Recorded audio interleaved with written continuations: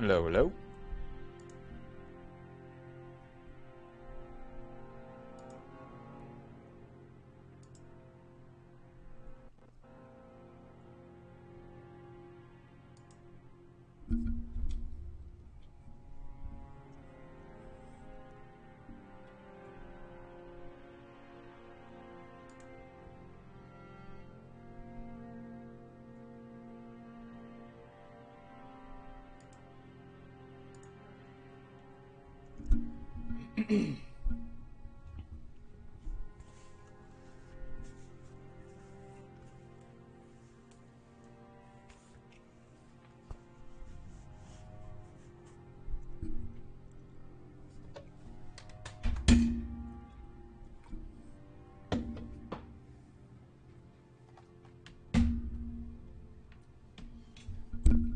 Right. Let's sorry. Let's get into this. So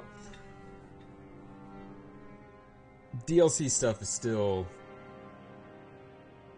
like oversaturating the community, and not like a bad way, but still a lot of like every time like a little thing happens, I feel like there's another video about it, and I feel like almost to the detriment of the base game. Like a lot of things are being thrown out that happen in the base game to like make their speculation or their theory fit or whatever it is. So I thought it would be cool while we're waiting for the DLC to do a super deep dive using psychology and using kind of a more symbolic or metaphorical stance on things rather than a very literal stance. And I think doing that will help paint a clearer picture of the base game and possibly what will take place in the DLC. So that's what we're gonna do. We're just gonna play the game, have some fun, and yeah. Thanks for joining.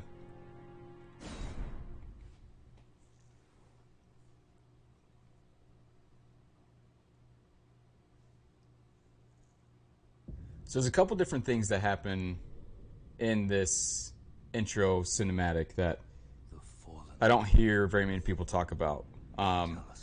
One is the hairstyles of America. They change like 4 times in this 2 or 3 minute intro scene. So I think that's really important. I think it gives us almost a timeline of the events. Another one is oh, I appreciate that. Thanks, Iron Monkey. Another one is how we get into the game. Another one is this right here. The change of music, of tone, everything changes in that scene right there. America, she's wearing black, she has her head down.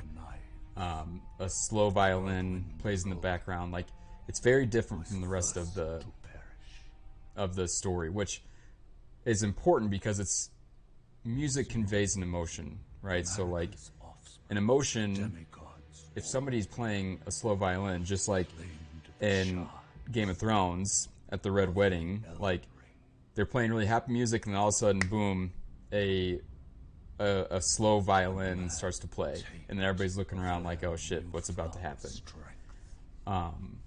And I think that tells very much a story of America and what she's going through. Mikola's hair, Fia's hair, and then even the general timeline that the intro goes through compared to how Rajier explains things. Like this intro, it's the it's a it shows the story of the Elden Ring being shattered, and then the Night of the Black Knives. And it even says kind of like, and then the Night of the Black Knives happened. But Rajir says it in a much different timeline. Speaks to us all. See, America's hair is different there. Yep, making a new game. I've done it like 10 times now. The ever brilliant Goldmask. Fear, the deathbed companion. The loathsome dung eater. So if you notice, Fia's her deathbed companion had a red kind of shawl with gold trim, which is very much golden lineage stuff, right? It's very much like Crucible type of stuff. Comes from Godfrey. And one other, whom grace would again bless. See, and then when we first hear about Tarnished, the narrator says, of no Tarnished arise, ye who yet live. And then here it says that grace is coming back to us. Like we've lived already and now it's coming back to us. Is that what makes us tarnished? Is it the fact that we've never lived? And then cross the fog. In a literal sense, like where the hell are we? Before the Elden Ring. I take this to be the birth canal.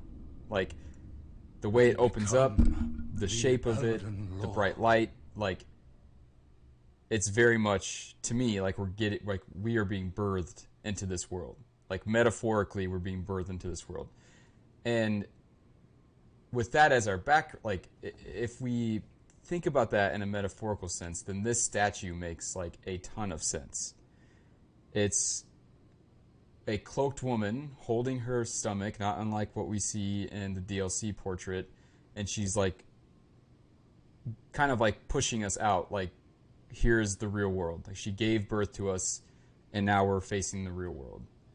And it's something that I've never really noticed before. I was just kind of messing around, trying to like be super detailed about every little thing, and this statue really kind of spoke to me in that sense. And knowing just how much birth, motherhood, children, the connection, all that kind of stuff seems to be a very important role, not only in this game, but in a lot of Miyazaki's games. Like that, it seems very plausible that is what is happening. And then I also think it's interesting that so when we start the game, we are very much on like guardrails, right? Like the first 30 minutes of the game, assuming that this is the first time you played it, the developers, expect the first time you play it to be this way, right?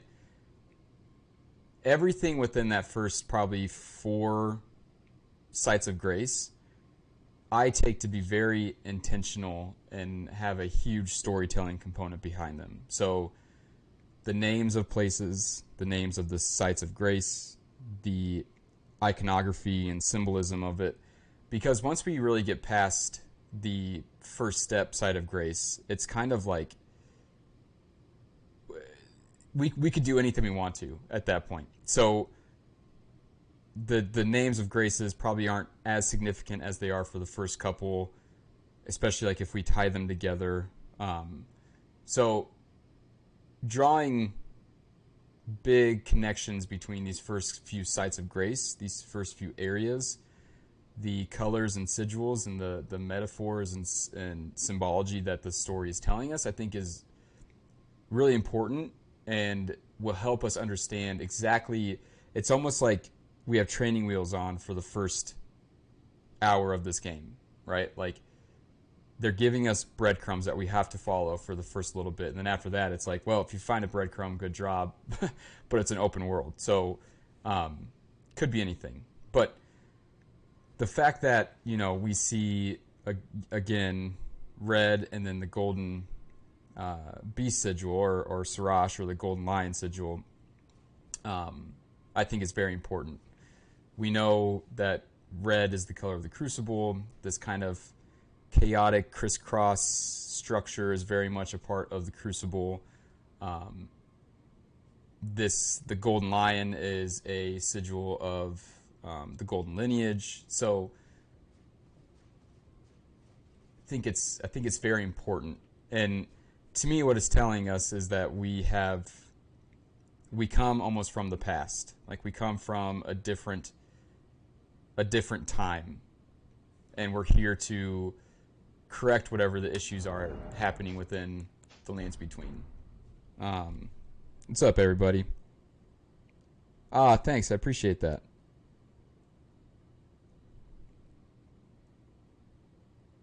It looks weirdly like the Erd Tree. Yep. Yep. The opening cutscene. Yep.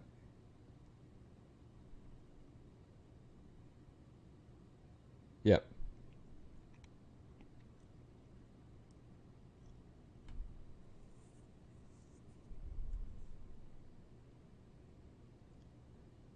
I'll offer to promote your channel too by liking and commenting. Yeah, I appreciate that.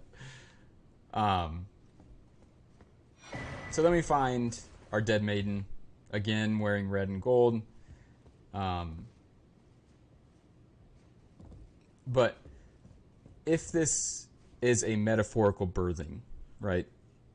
Kind of our will, of our consciousness to come back into the lands between, then this would have to be America, right? America is the one calling back the tarnished to do something, and we would be almost like a child of hers.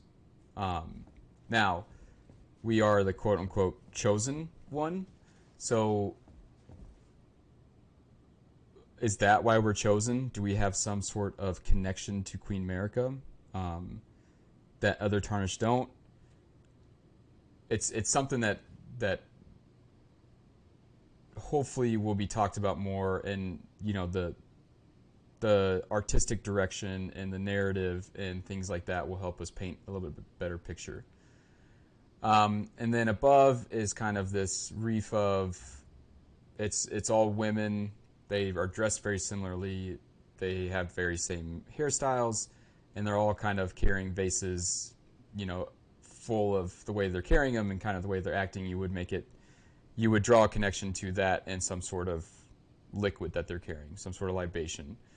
To me, whenever I see women and I see some sort of liquid, I automatically think of like a mother's womb and kind of the life-giving liquid that a baby floats in for the first 9 months of life and growing and developing and things like that. And then below we see kind of this sapling style, very immature version of the Erd Tree.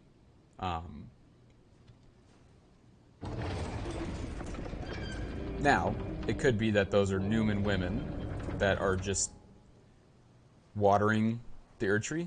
That's also just as likely.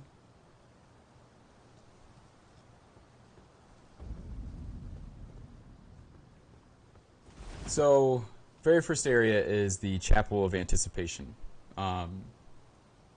And we see basically a dying Erd Tree. And if America and the Erd Tree are basically one and the same, you could make the connection that America herself might be dying, right? If she is kind of enveloped by it, if this is her order, her world, all this different type of stuff, then the way that the Erd Tree is would reflect the way that America is, that is dwelling inside of it.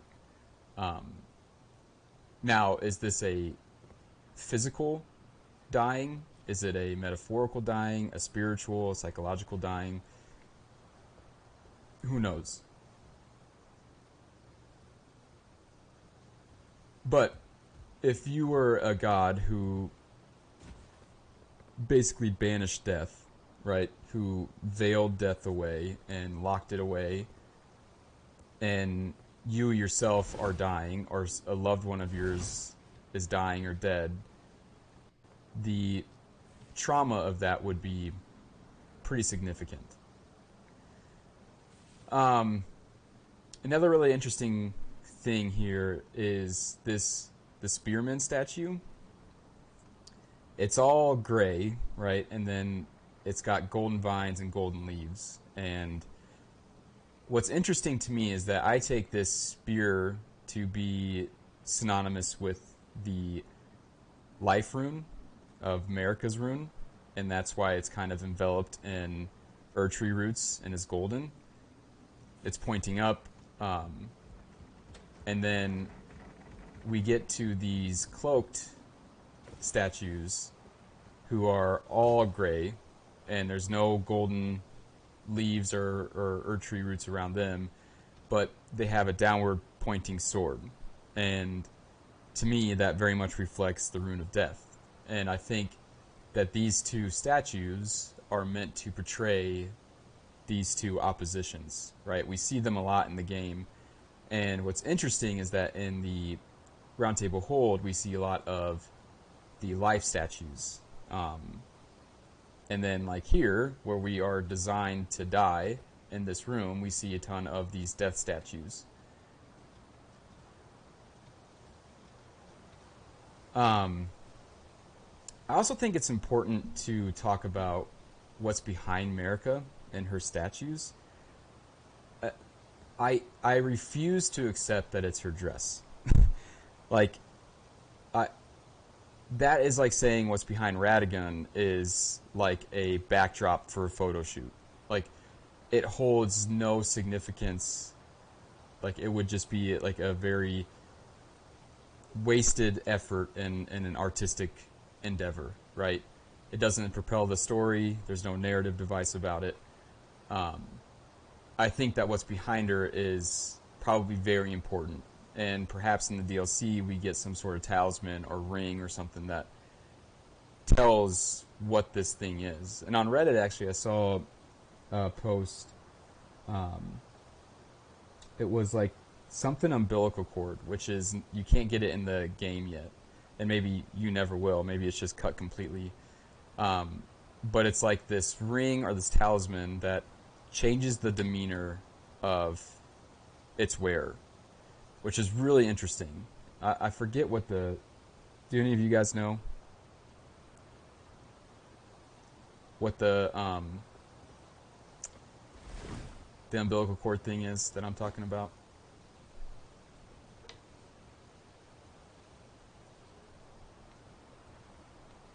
The lands between the lands of the... or the lands in the middle, like how the womb sits in the middle of the body. It's possible. I do think that the lands between is like, it seems to be between the ego consciousness and the shadowy unconscious. Like if we were going to draw two circles in a Venn diagram where they intersect a little bit, like that seems to be where we are. That seems to be where the lands between sits, because there's several things that are very normal in this world and very golden and like makes you think of like civility and kind of higher consciousness, and then there's like bats and demons and dragons and shit. And I think that is kind of the play on the lands between. That's how I take it, at least.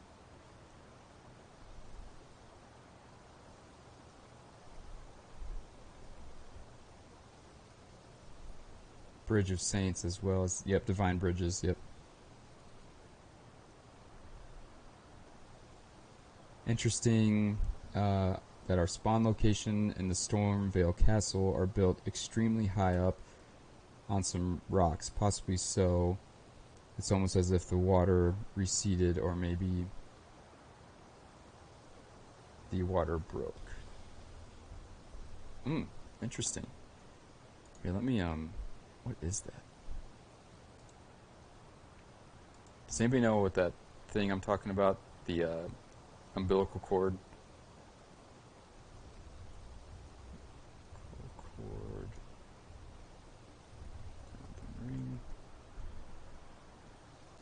Oh, entwining umbilical cord. Um,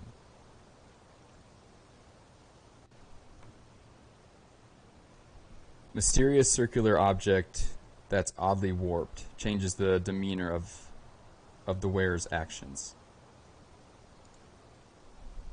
Um, if you guys don't know what that is, you should check it out. Entwining umbilical cord. It's pretty neat, and I'm curious if we get it in the DLC, because if her child, right, is here in the, not here but in the DLC in the Shadowlands, and we get some sort of umbilical cord amulet or ring or whatever it is, it seems to make a lot of sense that that would be something reserved for the DLC. Oh, and then again we see presumably America pouring out water onto what I can only assume would be us, right? The person entering this new world. It's almost like a baptism, or she's kind of giving us life into this new world. And we're going to see this a lot in this playthrough, but there's always opposition with symmetry, and then in between those is some sort of indication of life. So right below her you see two lines facing each other, opposition, but they're equally distance apart, and in between them is a tree or a flower or whatever. It's kind of hard to see, but this idea of life comes from the friction of opposites is a very powerful, not only psychological idea, but yin and yang, Taoism, all this different type of stuff. It talks about you need opposites in order to live and to be balanced, and that opposition, the balance of them, the friction of them, is what life comes from. It's what gives us our life energy. And then again, within the first 5 minutes of playing the game, this is Marika's third or fourth hairstyle, where now she has one long braid on one side and then a short braid on the other side. And it's just, again, it's something that I literally never hear talked about, and it drives me crazy.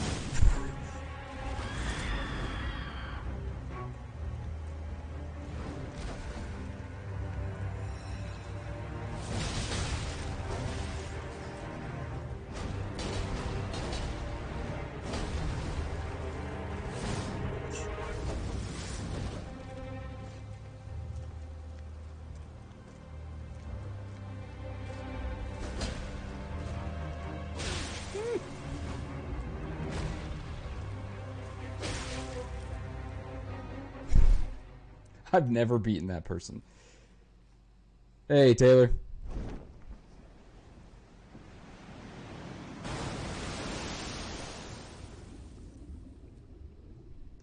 And the sigil that is being guarded kind of right in front of the Statue of America that the Scion drops onto is the Erdtree sigil.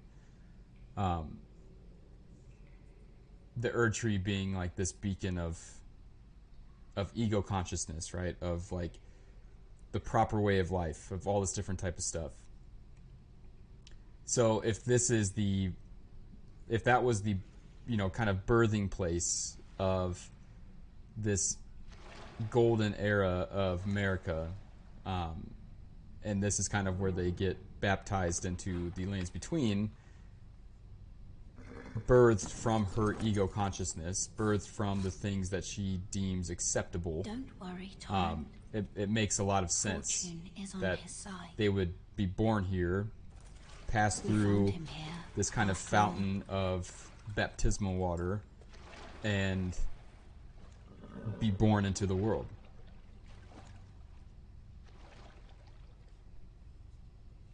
One of his kind is sure to seek. Yep. The Elden Ring. Yeah, that's true. That's true, Mosey. Even if it does violate the Golden Order. Yeah, Aaron, this is a new build.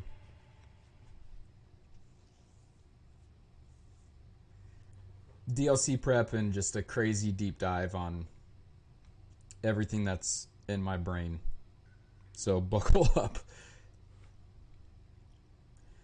So something that I find really interesting that I've never really paid attention to is her final sentence in that dialogue where it says, even if it does violate the Golden Order. So it seems that the Golden Order and the Erd Tree are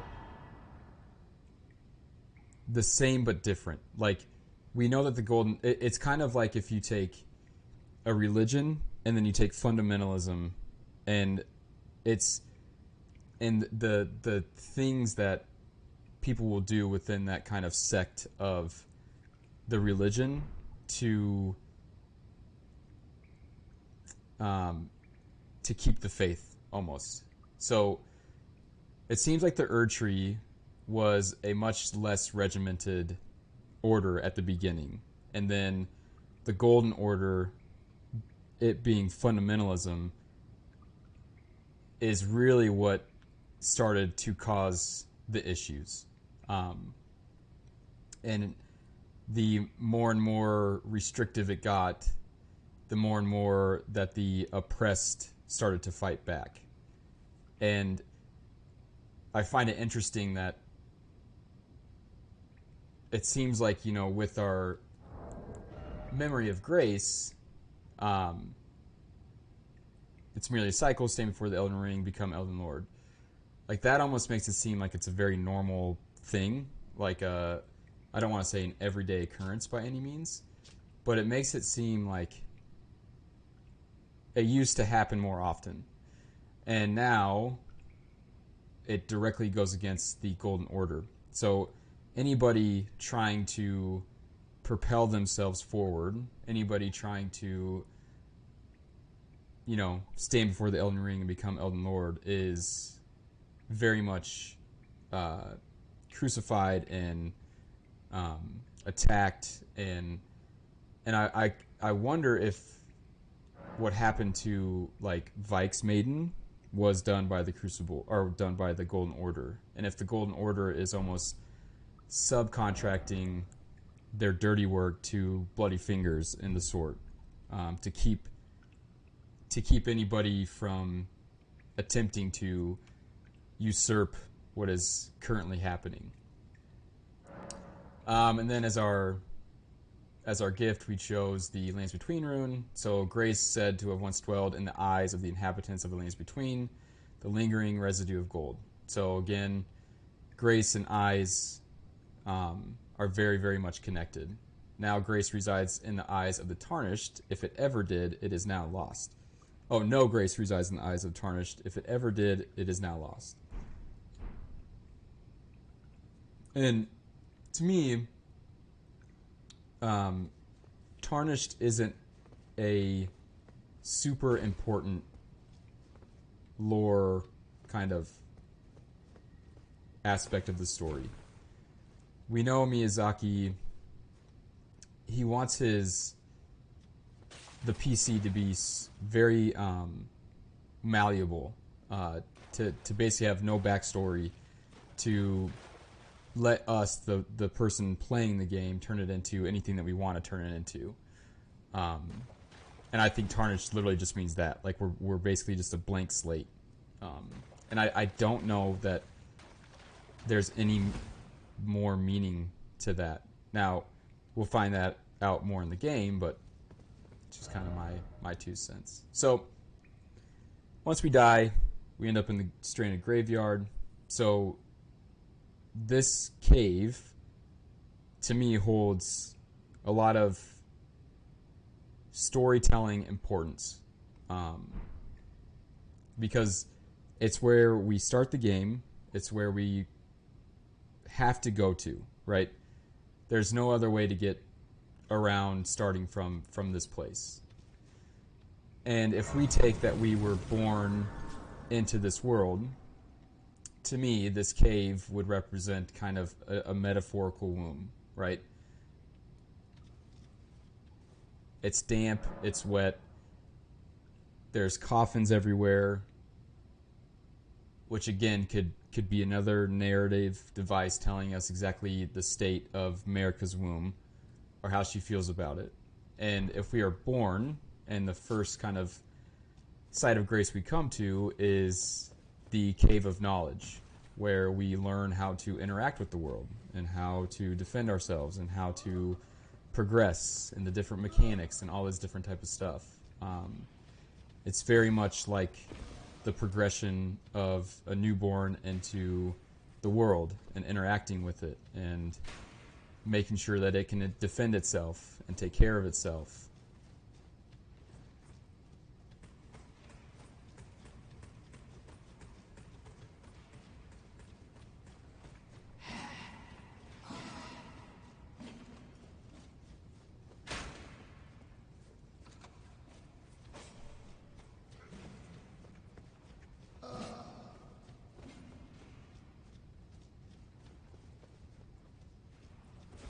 And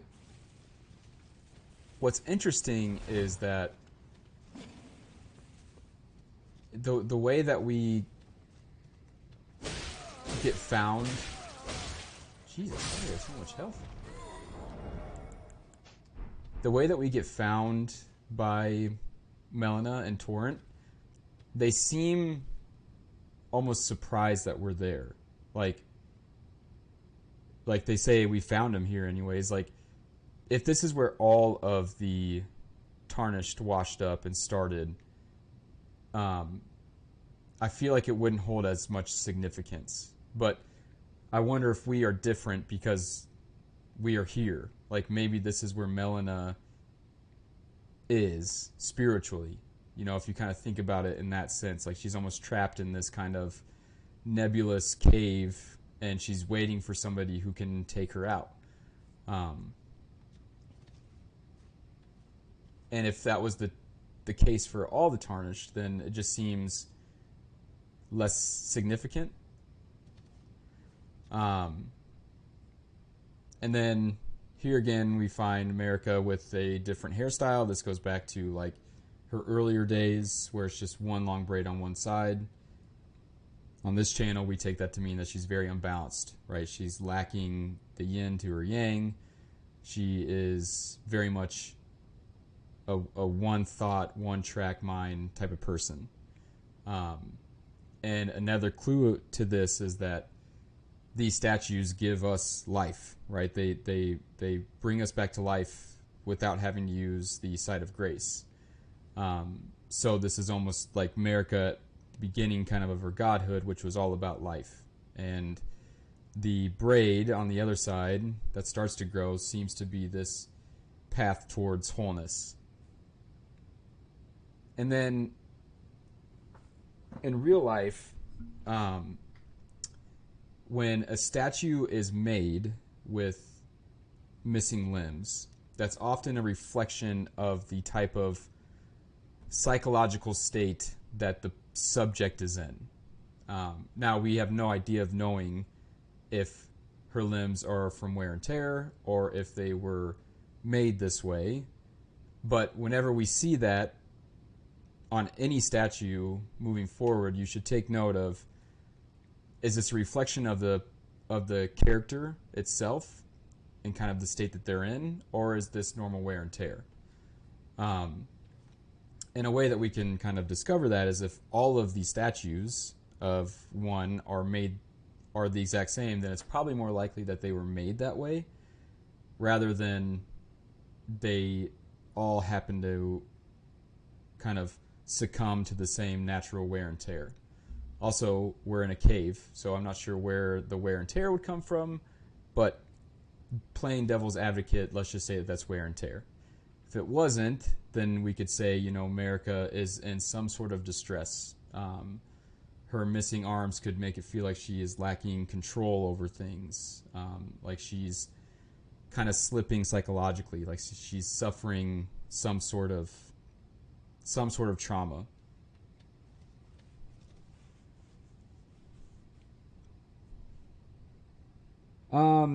Aaron, I kind of wanted to do almost like a Mesmer build. I've talked about this before, but like use incantations and things like that. I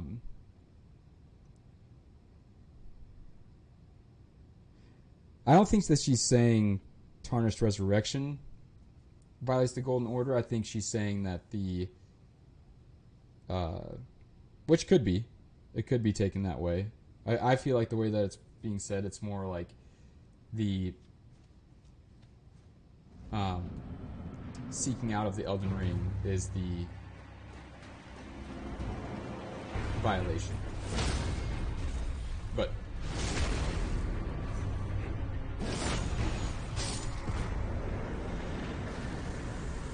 so we are lucky to be the chosen one, or fortune as in our fate. Is fortune different from the Golden Order? So many questions already, I know, right? I think she's just saying fortune is on your side, like we're gonna save you, basically, is how I take it. Like, we're lucky that she was also there.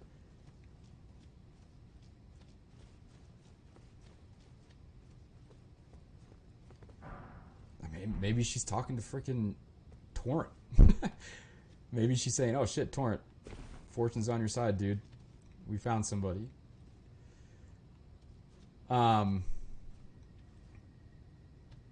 So again, before we even, walk up these steps and before we enter the real world, we see a Erd Tree sapling and then 4 cloaked maidens who are all missing their hands. Now, this is one of those instances where I refuse to believe that it is normal wear and tear that caused all of them to have the same missing parts. Like, if their noses were also messed up or their eyes or some other sort of indication that this was wear and tear, then maybe. But the fact that they are all missing their hands, there's 4 of them. Now there's 4 butterflies. 4 in the quaternity and the symbol of wholeness and all this different type of stuff. Like, within the very first few areas of the game, I feel like the story is already starting to be elevated and is trying to get us pointed into a certain direction. And then once it's an open world map, it's like, okay, the rails are off, and you could either have chose to ran through this part because it's your 100th time playing, you're just trying to, play to get 100% or whatever, or you've played Bloodborne and Dark Souls and you don't really care about a tutorial. But from a developer's point of view, this is the first time we've been here, first time we're playing the game. We have to come here, so putting an important piece of storytelling in these few first places, I think, is probably the case. And we also know the story of Millicent and her sisters and the number 4 and its importance, and there's just a lot of symbolism at play within, honestly, this one shot, right? At least in my brain.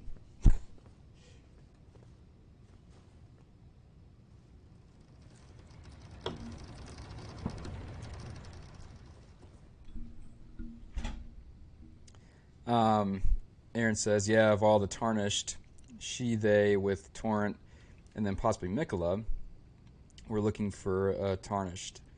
Unless it's all about bringing her to the Erd Tree, but I think there's more. Yeah, and what's really interesting is that now, with the DLC, we know that Mikola threw away his body, threw away his lineage of all things golden.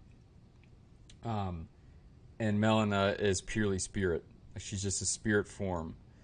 And she's looking for something, looking for a way to set something in motion. And she also gives you a golden ring that can call Torrent, and Mikola is on Torrent in the DLC image. I'm beginning to wonder if Melina is kind of the reflection or spirit of Mikola, and he is guiding us on this path. And if that's the case, I feel like her actions make a little bit more sense.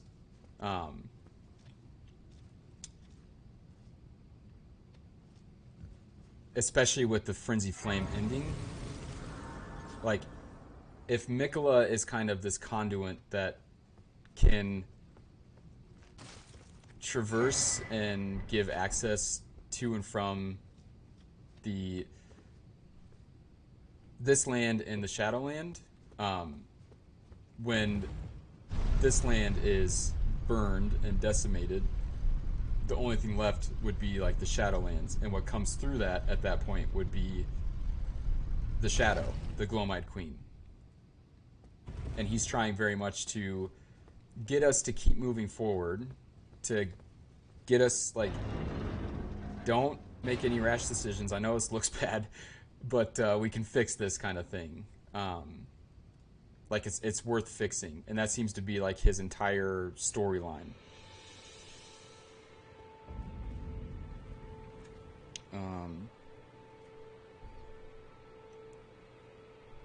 Yeah, Torrent is a really interesting character. I'm so glad he shows us. Yeah, me too. If it were wear and tear, the details on the statue, like the face and clothes. Right, exactly.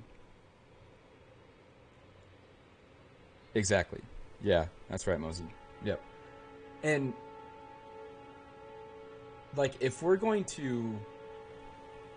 And this is where I get frustrated with some people in the community, is, like, they will cherry pick the things that they find important. Like, for example, like, they'll look at an obelisk or some sort of statue or, you know, pieces of Farum Azula, and they'll find the real life inspiration for it. And this isn't like a knock on one person. I know it probably sounds like I'm talking about TA, but I'm not. I love that dude. But if you mention this idea, oh, like, oh no, that's wear and tear. Like, of course, that doesn't mean anything. It's like, well, yeah, but you just took an hour talking about that piece of stone over there. Like, why aren't you putting that much energy into something else that might be different than the idea that you are trying to explain? So right away, turn around and there's this giant statue with, you know, a person carrying another person into the tomb.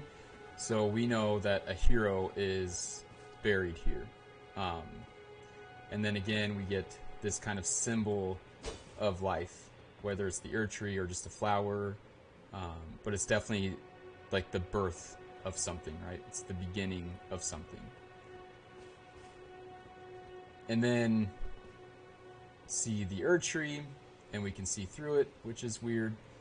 And then we find this crucified person, kind of in thorns, a guilty person of something.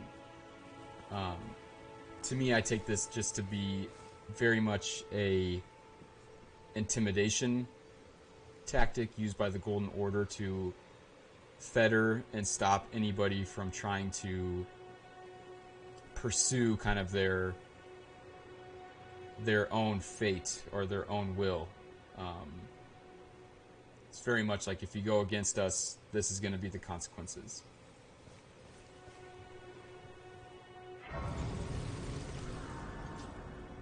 Oh, hey. Welcome from Germany. I appreciate it. Thank you. If you do beat the Grafted Scion, you have to die chasing a nascent butterfly. Oh, yeah, that's definitely Mikola, for sure. What's funny, Taylor, is I've never beaten him, so I'd have no idea. That's really cool. Yeah.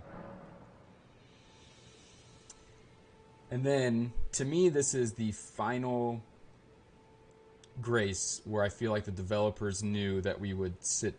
So, Stranded Cave Yard, or Stranded Cave, and then the Cave of Knowledge, and then the First Step. And prior to that, we are kind of born in front of a woman holding her belly, pushing us kind of out the door. There's iconography of women pouring water everywhere. To me, when we get birthed, I agree, from the Erd tree, it is very much kind of this birth canal type of image. To me, we are an infant, a metaphorical infant into this world. And these are our first steps, just like a child's first steps. And immediately we are confronted by a zealot who is trying to kind of take hold of our minds, if you will. And to me, that's very much what the outer gods do. Like, an immature mind or a grieving mind, they're able to latch onto and to take control of and possess. There doesn't seem to be an instance where an outer god kind of possesses somebody that is clear of mind. Clear eyes, full hearts, baby. So I think it's really important to also take that into account, because whether we choose to accept that it's a psychological pathology or not, it seems to only inflict those who are very desperate, very immature, going through some sort of traumatic situation. Oh yes, tarnished are we? Come to the lands between for the Elden Ring. Feels like Torrent and the Spirit Bell are like insignias offered to us as Blade of Mikola. Unfortunately for you, Maybe I'm however, tripping. you are maidenless. We know other Tarnished are following Without guidance, Mikola's footsteps, but without we're the chosen. strength of runes, Yeah, and actually we without get the this from invitation Vari right here, to the but round table Guidance of halls, Grace, it points you are fated, each seems, Tarnished in a different to die direction. in obscurity. And if this is kind of a House of Cards scenario, Luckily for you, and this is a however, very long, there is one arduous process shining where ray certain of hope figures need to be in for certain even the places, maidenless. Me. right? Like, if Mikola did have a hand in all of that, Take care he's to basically listen. clearing the path Are you and familiar setting everything with up for grace? our success. The golden light Or it could that be gives that life we to you happen to tarnished. have some sort You may of also connection to behold either its America or golden maybe rays Mikola himself pointing in a that particular direction allows us at to be the times. Tarnished one, That or the is chosen the one. guidance of grace, a path that a tarnished must travel.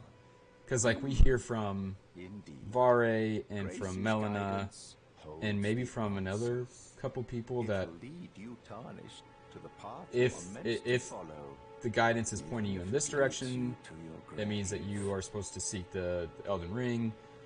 If it's pointing you in a different direction, like, that's your fate. All these different things.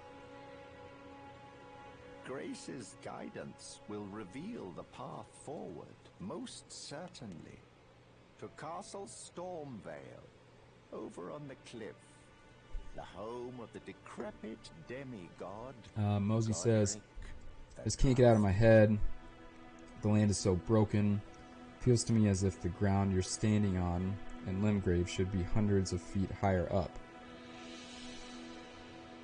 lined up with the cliffs in the distance. Interesting. To me, there is it's almost a psychological reason, or maybe a developmental reason for the different elevations. I think just inherently, the higher up you go, it seems the more important things get, and that's not just an Elden Ring, right? Like, I think that's kind of a universal storytelling device. Like, you're trying to get to the top of the proverbial or the metaphorical proverbial mountain. But I also think that in and when we get to Castle Morn, it's very much like sea level, and it seems to be the place where people can come and go, and the sea is very much a metaphor for the unconscious. And I take it to be that this could be a bad idea. I don't know how I did this. Nope.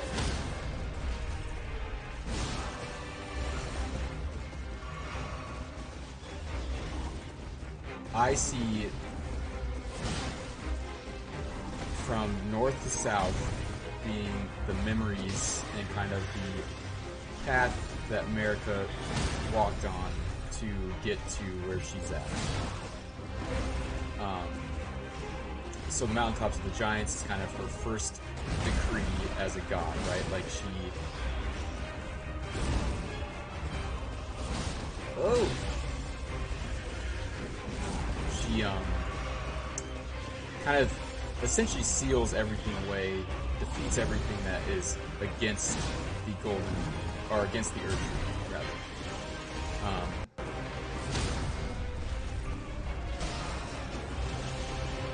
And then from there, she builds her capital of Lindell. And things seem to be going pretty well. Ah, come on now, bro.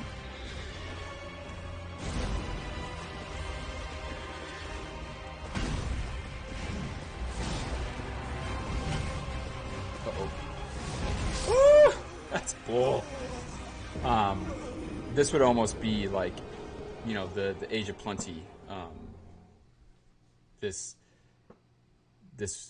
Altus Plateau, all this different type of stuff. And then something happens. Like something in that time of her life, something happens. And we see it with a few different item descriptions. But, so the first item description would be the Erdtree Blessing. Is that? I think that's what it is. Where it talks about the Age of Plenty, and then how it just stops, right? So something happens where this kind of golden era, this golden age, this Age of Plenty, it immediately stops. Like there doesn't seem to be a kind of a progression about it. It just seems very much like a well dried up almost. And what's really interesting is that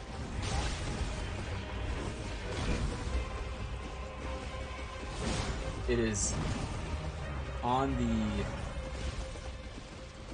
Divine Bridge, I think, that it takes you to... What the heck? It takes you to... You can overlook the Minor Erdtree Church. And what's there is the Golden Order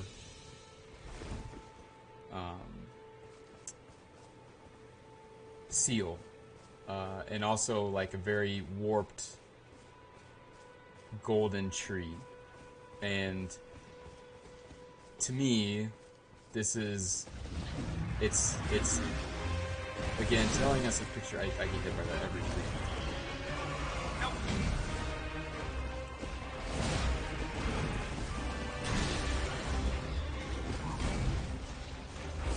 Again, it's telling us a story of things were going really well. Something happened. America started to look for something different. And what was born from that seems to be the Golden Order.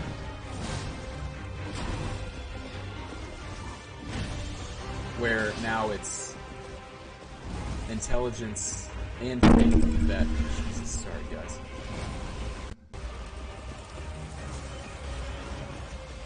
It's no longer just blind faith, right? It's intelligence as well.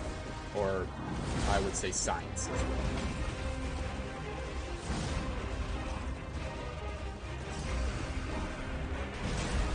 But you have to ask yourself, why would somebody who is so kind of devout in their in their order do that. Like, that would take a pretty big moment in their life for that to occur. Music volume is a bit high. Oh, sorry. Let me change that.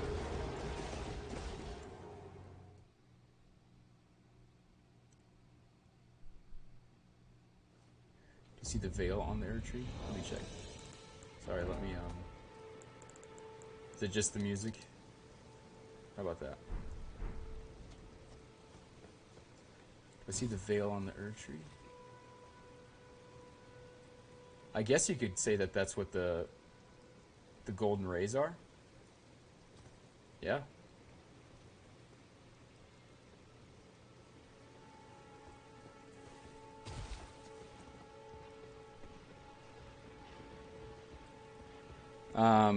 Please note that Mikla's power is to force others to love him. His motifs be ambiguous, and he may not be as good as we think. That's true. That's true. I am not in the camp of Mikla is a bad guy. I think that's a narrative that is like somehow being conjured up by the community. But there literally hasn't been one thing that has pointed us in the direction that Mikla is actually a bad guy. I'm just gonna move on from this guy.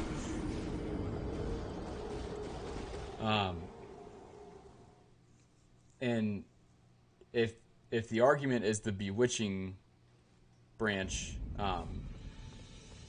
it doesn't really say that like he uses this power to control people. It just says that he has gotten good at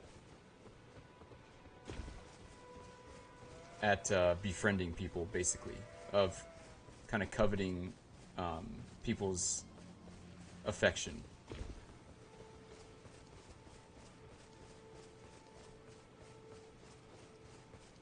Not saying one way or the other. It's just my own personal opinion is that.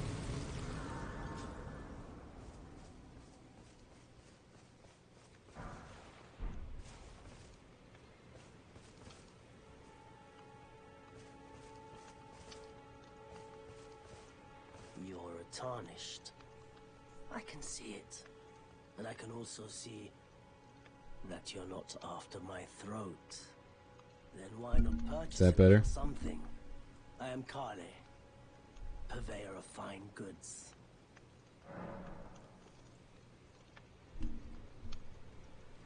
I am of a nomadic people, selling wares. Yeah, Mosey.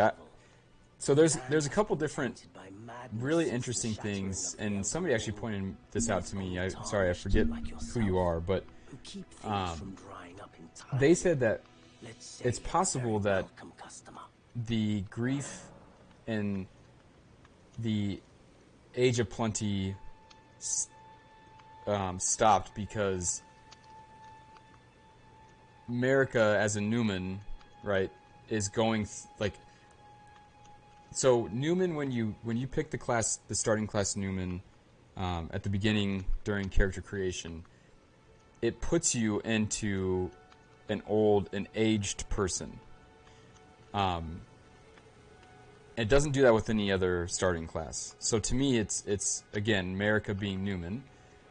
It's telling us a story right there, and again, we can choose to accept it or not. But I choose to accept that they are telling us that America is old. She's not how she is in the statues that we see, right? And it's possible that what she's going through is something similar to menopause, where the life-giving ability of women stops, right? The Erd tree sap, the life-giving liquid, it just dries up. That's pretty much, in a very simplified nutshell way, that's kind of what happens with menopause. Your biological clock, it's ticked its kind of last tick. And it's possible that that is, again, what is the crisis that is happening to America. And to me, like, the subtlety of that, but also the powerful hormonal and kind of psychological state of that women experience, it's a very powerful moment in their life.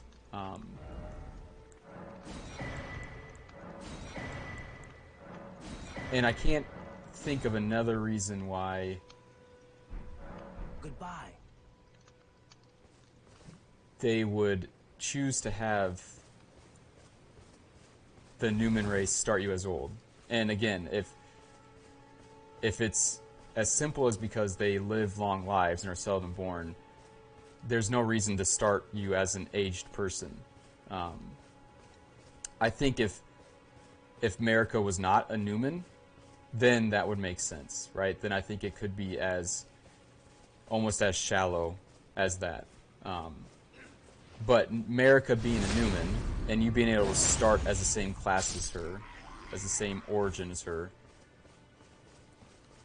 I choose to accept that that's a storytelling narrative.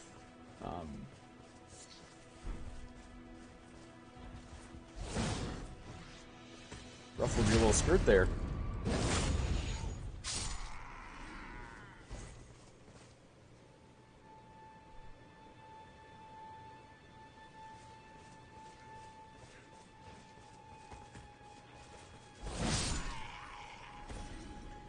And this is kind of no stranger, you know, this type of storytelling is basically how Miyazaki has designed all of his games, where it's like there was this age of, you know, fire, of gold, of whatever, and it's fading.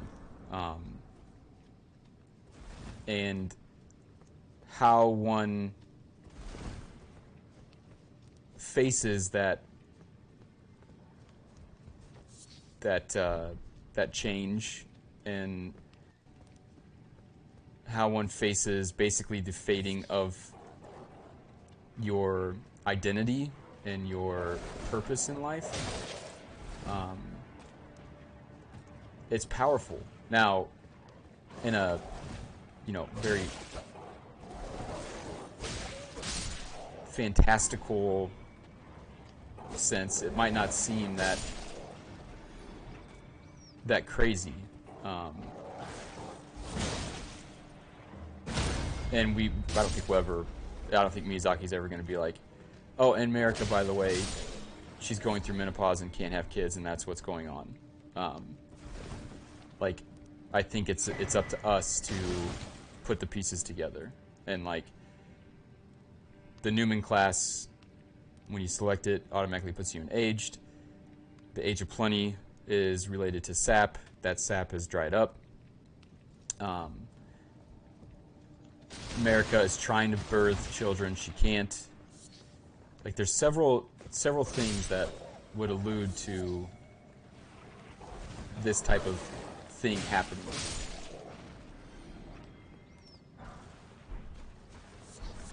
And we know that, like, it seems to really piss off the Erdtree or the Golden Order, other births in the lands between. You know, a possible sign of jealousy or whatever you want to kind of say.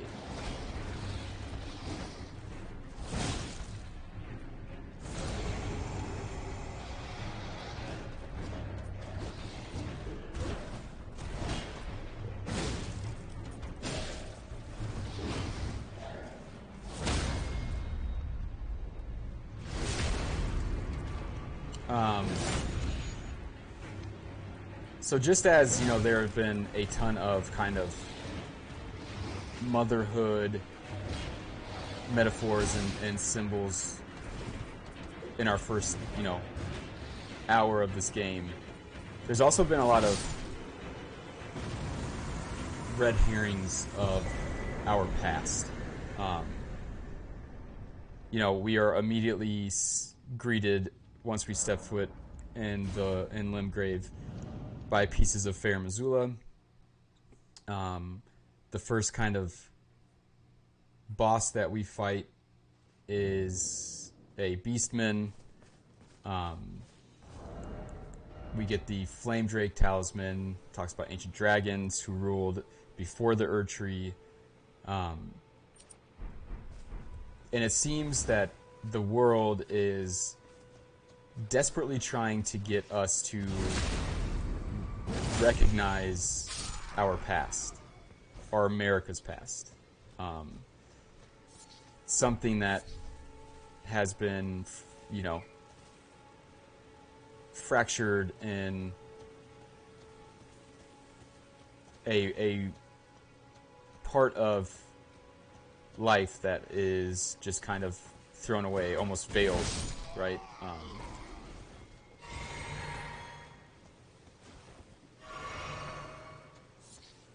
And the game is literally throwing it in our faces with Fair Missoula, with the Beastmen, with ancient dragons.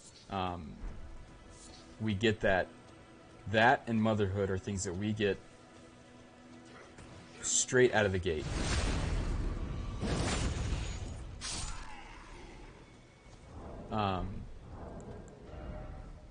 So then we find root resin. Resin recruited from the roots of the Great Tree. The roots of the Great Tree were once linked to those of the Erd Tree. So the Great Tree and the Erd Tree are separate. It is for that reason catacombs are built around Great Tree roots. So is the Great Tree what we see in the DLC trailer?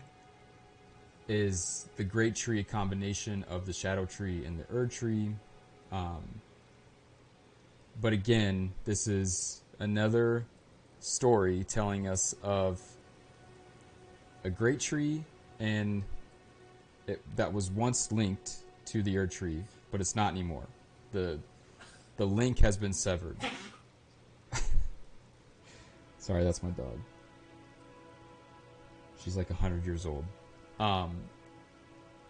And the Great Tree is yet again kind of the symbol of our past. It's our roots. It's where we come from. But since then we've had this divergence into the Erd Tree and the lands between. So just another kind of severing of some sort of link between our roots, where we came from, our past, and where we are now. Then we get to another statue, a younger America, and she's missing the same limbs as before. So I'm very much leaning into this is how they were built. At least most of them were built.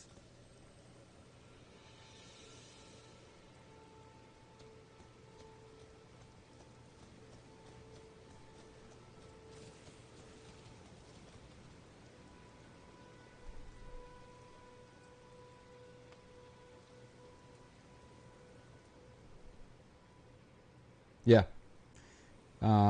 Mosey says, long live, seldom born is the answer right there. Presumably any children she bears would be part Newman, and therefore her half-Newman children are seldom born.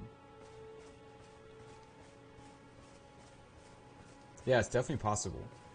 I know Miyazaki also likes to play on kind of the higher up in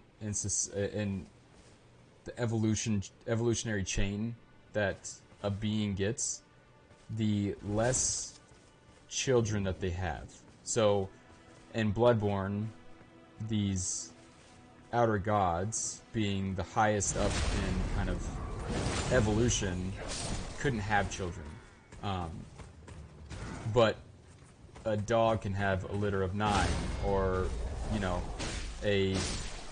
spiders can have hundreds of babies, or, you know, so I think what is being referred to there is that Newmen are basically just us, right? Like they're human beings who have 1, 2, maybe 3 children. Now, obviously, there's Catholics out there that have 1,000 children, trying to raise a little army and run a farm. But for the most part, we as humans, we have 1 or 2 kids. I wanted to talk about that. Is he gonna come down here?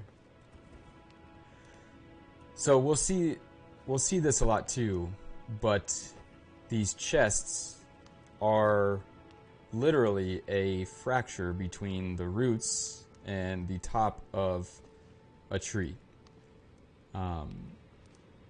And what lies inside of that unity, when it's connected, is a treasure. But when fractured and open, the treasure is lost. And I think it's a very symbolic, metaphorical meaning behind the art depicted on the treasure chests. And we also see yet again the 2 dragons, or the 2 lions, facing each other in between life.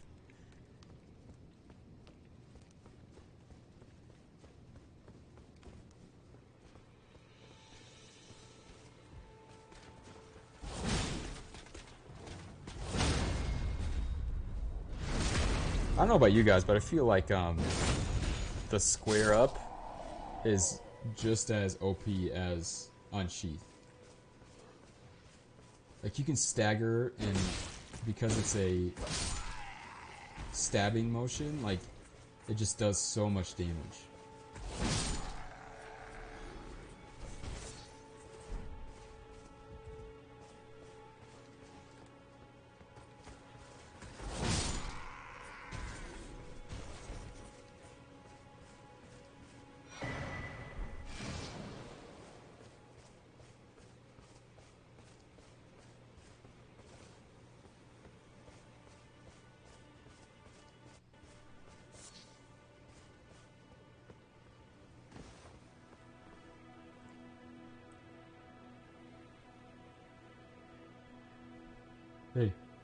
Hey, who's a good girl?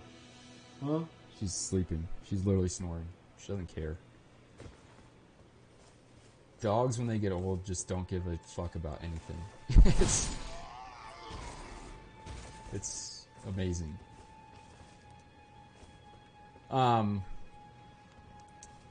Here we find a death hearse or death carriage or whatever you want to call it. And what's on it is the royal family that is in Fair Missoula, the statue in Fair Missoula, where you can see the king, the queen. Seems like the little girl is kneeling beneath them. And yet again, we are kind of face to face with the symbolic death of our past. And I even take it one step further and say that it could be that what is being displayed on this hearse is the very reason that America plucked out death in the first place. If she is that little girl in Fair Missoula, which I think all accounts would point towards, yes, she is.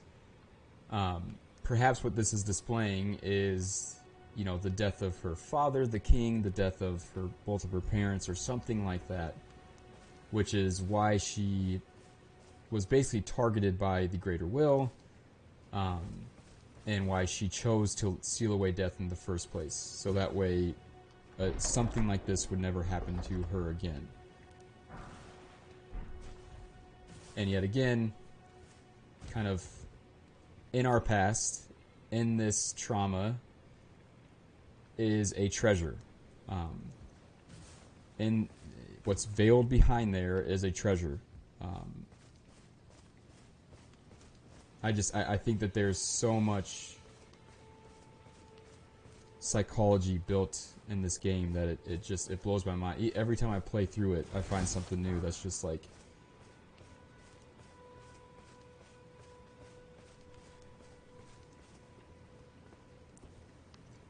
you can see that a little bit better there.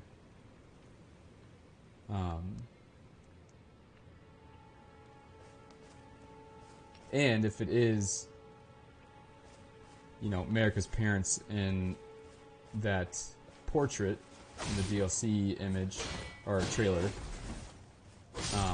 and it's the father that is like ripping his head off, it, like, that could be the way that America remembers that moment in her life, the way that she feels about that moment in her life.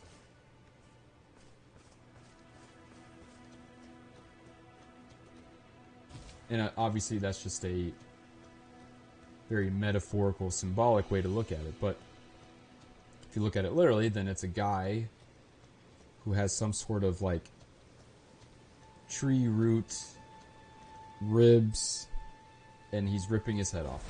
And that's all you get. And here we have kind of our first interaction with the Golden Road, or what I call the Path to Wholeness. The 4 equally sized rings, you know, equidistant from one another, very much harmony, unity, wholeness. And I think it echoes back into the number 4 within the game, in the Quaternity, and the 4 statues we see at the beginning before we kind of enter the world. Everything about this game is trying to get us back to wholeness, back to unity, back to balance.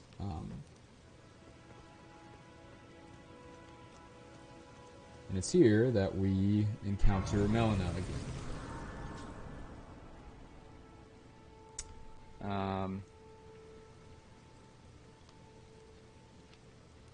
To be fair, us having few children is uncommon throughout human history. Our ancestors had many, many children.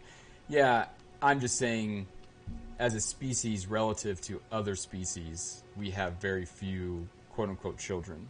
Now, the evolution of our species as human beings, yes, we've gone from within the confines of just, you know, Homo sapiens, we've gone from many children to fewer children, but compared to the lifetime of a dog, let's say, or of a little bit lower on the chain species, like, we have next to none. Like, a dog will have in one litter the same that maybe way back in our ancestors' lifetime they would have in their whole lifespan. That's kind of what I mean by that.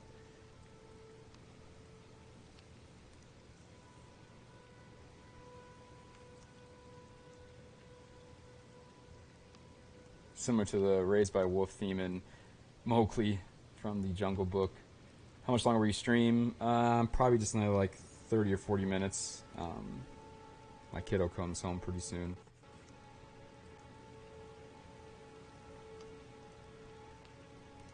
That DLC clip of the guy made me think of... What is that word? It's a mythical Irish weapon that makes one puncture wound and then barbs out of your body. Oh, dude, that would be insane. That would fit, too, because the Wicker Man is also kind of from that same mythos, or that same, not even mythos, but culture. Like rabbits. Exactly.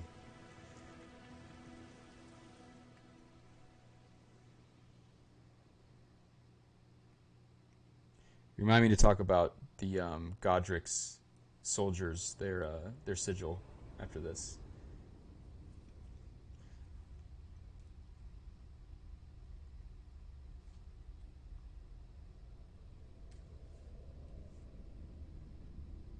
Greetings, traveler from beyond the fog. I am Melina.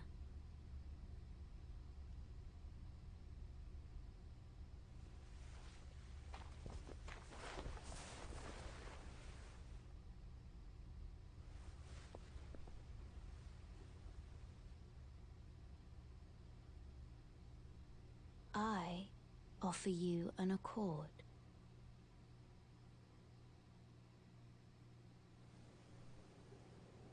Have you heard of the Finger Maidens? They serve the Two Fingers, offering guidance and aid to the Tarnished. But you, I am afraid, are maidenless. I can play the role of maiden, turning runes into strength to aid you in your search for the Elden Ring. You need only take me with you to the foot of the Erd Tree. I accept. Then it's settled. Summon me by grace to turn runes into strength. Ah, another matter. I bequeath to you this ring. Use it to traverse great distances. It will summon a spectral steed named Torrent. Gosh, what if that, I Torrent mean, has what if even chosen right me. there, use it to traverse great distances? Like, she's literally talking Treat him about the with Shadowland. respect. I mean, I definitely think it's meant to literally traverse, like, long distances, but it could definitely be a dual meaning. Where it's like Torrent, you need Torrent to get to where you're trying to get to ultimately. So knowing that Mikola, right, has basically divested himself of everything. He's, just a spirit, basically. No title, no lineage, nothing. And he is in the veiled world of the shadow. It's definitely possible that Melina represents him at this point. The Beast Eye is veiled. It's, it's kind of sealed away. It's shut. It's blocked from the world. And the only way that she perceives reality at this point is through her golden eye. Very much, again, showing the imbalance of this world. You need both the good and the bad to live life. You need both things. You need the opposition, the friction of those things to have life. But yeah, I mean, her character has always been really interesting, and it seems like a huge part of the story is missing. I can only imagine that she is going to play a significant role in the DLC, but who knows?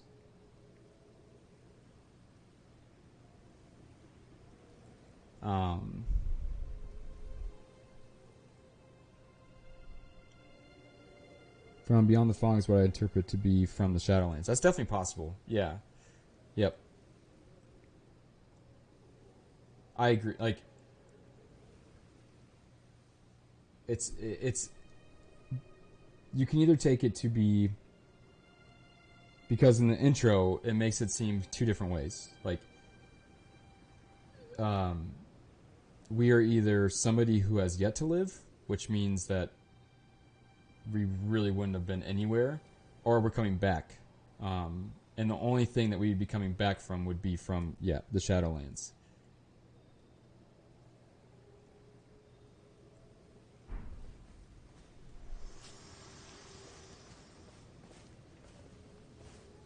So, let's just say, for instance, oh man, this could be really good, actually. So, we know Mikola, based off of the DLC trailer. I think it was either one of the interviews or just the description of the trailer. It says that Mikola is awaiting his promised lord, which I can only take that to be us, right? Like, a promised person is very much like George R.R. Martin type of storytelling narrative. The prince that was promised, all this different type of stuff. So it's possible that Mikla, being kind of trapped in the Shadowlands or waiting to do something in the Shadowlands, is directing us to become Lord, to become powerful enough to get to the Shadowlands and to help him do whatever he needs to do. Like if we're that promised Lord, and Melina is the one helping us get there, and she's in spirit form, then to me, that's very much a situation of A equals B, B equals C, so then A has to equal C, kind of a thing. Whoop.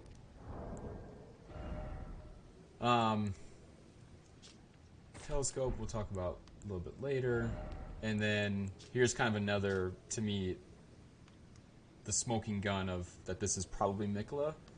And then also, you know, Ronnie basically helps us set everything in motion. Yeah. Gotta go. Yeah, no worries, man. I'll probably stream tomorrow morning too. I'll after this, I'll create a schedule of it and stream for a few hours in the morning.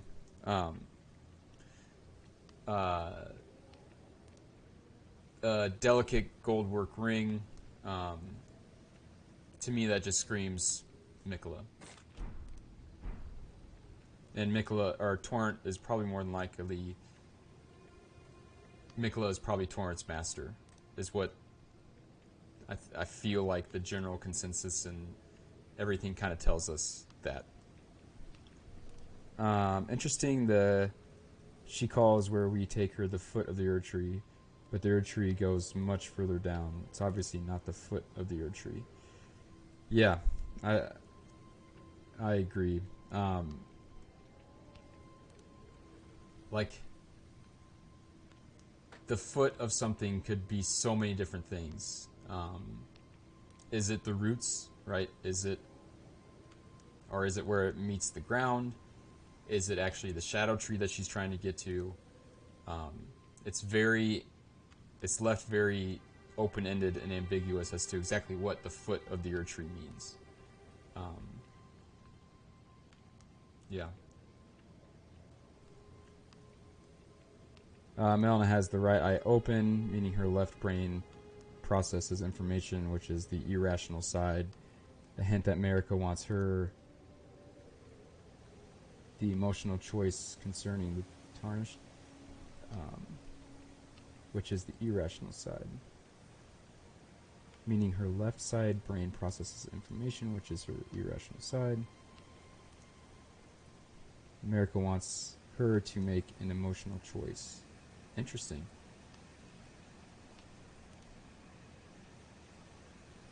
Huh. That's a neat way to think about it.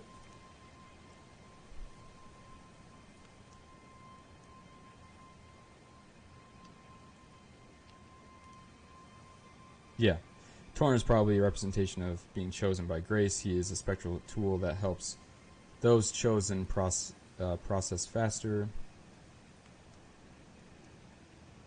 He's the manifestation of grace itself. Oh, interesting.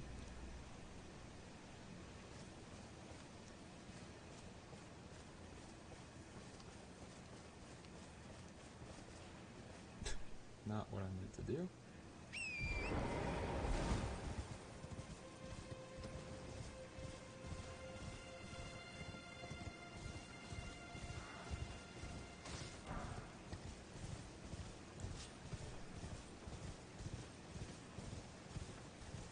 Alright, let's go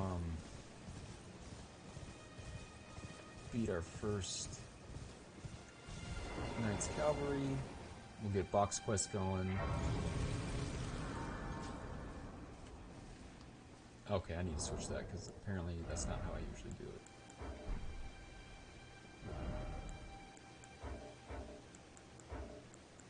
What the hell?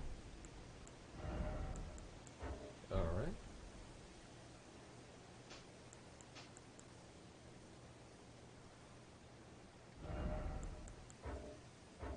Why can't I do this right now? Because I'm in the menu.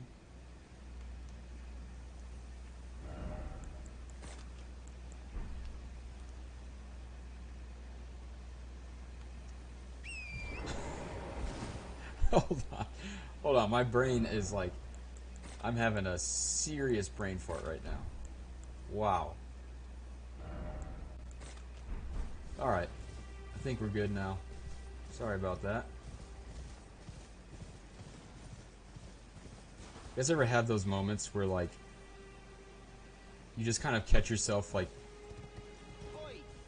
completely brain dead? And you're just staring at something? Like, you totally forgot how to operate as a human being for a little bit. Would you go and do that? Some clod. You were just... Thank you. I was pushed out of the ken. I ended up as a tree. Lucky you came along, really. What's really interesting is that... So, Bach was part of society, part of his little, demi-human society, and then was banished and turned into a tree. I feel like that's an aspect that we have yet to consider with America. Like, kind of, in all intents and purposes, like, she is basically a tree. There's paintings of her where she is enveloped by a tree. She's inside of an Erd tree. And she is more or less kind of persecuted by the Golden Order because of what she's done. Or at least by the greater will, by what she's done. Like, I wonder if there is symmetry between what happened to Bach and what happened to America. And it's actually her that is kind of the outcast, and she got turned into a tree. It's incredibly speculative, and it's way out there. It's not what I believe, but I think it's an interesting, like, I can't imagine why they would introduce a character like that, knowing that you're going to find out that America is basically the tree. Like, she's not the tree, just like Bach isn't the tree, but metaphorically, she's very much one and the same with the Erd tree. Oh, what a shame. Because he could have been anything. When they right? threw me out He of could have the been a cave, rock. Could have been they took a everything statue. I owned, and so this is all I have to express my A thanks. vase. I hope you can forgive me. Or if you And he is trying very much to be while, I could accepted back into the by cave society and bring loved. something of actual value. And that's exactly what Then the I'd be of ego some real use and the to you, I persona try to reckon. do. They try to, whatever they need to Right. do to gain acceptance But I'll need a moment. and to be shown I'm frightened of them. part of So I the have to mainstream gather society, myself. and loved by My everybody knees is what start they'll do. knocking, just thinking about that god-awful cave on the shore. Oh, God, yeah. Thanks, Mosey. Right, I'm... You better come to all my streams, because my brain is just... Before I do that, it's also really cool that... So in Bloodborne, there's Madman's Knowledge, and it's like inside your head, it's coming out, and it's, it helps you gain insight. It lets you see things past kind of the veil of normal society, or normal reality, if you will. And these skulls are glowing, and you step on them, or you break them, and what's in them is kind of like this treasure.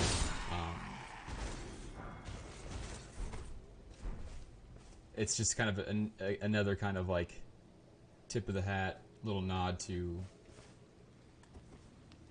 Bloodborne and to psychology in my point of view. So here we have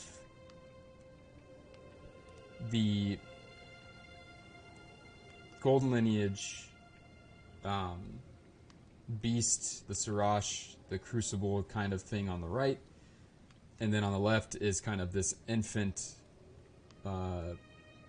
younger stage of the Erd tree, very much symbolic of the sorry, I'm having another thought right now, of the Elden Beast. Um, do you guys think that Sirash was like what the Elden Beast was before the Elden Beast? Like that, back in that kind of era, the god, if you will, was Sirash. Like, very, the king of beasts is what the lion is known as. And the Erd Tree very much looks like the Elden Beast. And we know that Godfrey, kind of in the conquest to bolster the Erd Tree, defeated Sirash. Sorry, it's just a thought that I had. Like before the time of the Erd Tree, yeah. Like if that was kind of like the god, if you will.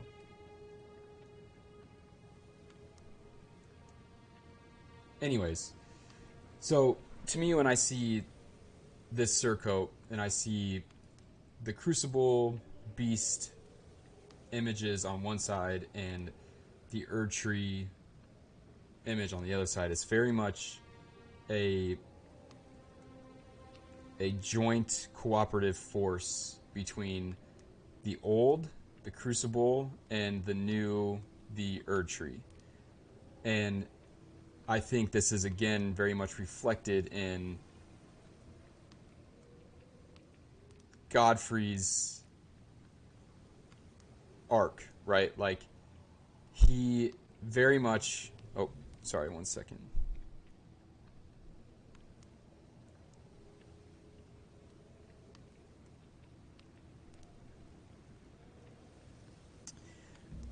Like, he very much uses the wisdom of the old, the wisdom of the past, Sirash, the Crucible, to help guide his reign, to help guide the first ages of the Erd Tree. He literally takes Sirash upon his back to help propel the age of the Erd Tree into kind of its golden age. And then this separation, occurs where that part is completely cast away. The beast part, the past, the Crucible part that was once deemed holy, right, is now seen as kind of an abomination. And to me, it just very much mirrors, one, the situation of the Lands Between, right? This very one-sided, lacking roots, right? We're kind of turned our back on the past, on the Crucible, on beasts, on who we are at our core, and it makes us very unstable and makes us very lopsided. But yeah, like just how we have to defeat the Elden Beast to become Elden Lord, right? I wonder if Godfrey had to defeat Sirash, that beast, the king of beasts, back in the Crucible era to become Elden Lord. I wonder if that's the god that Placidusix is like waiting for.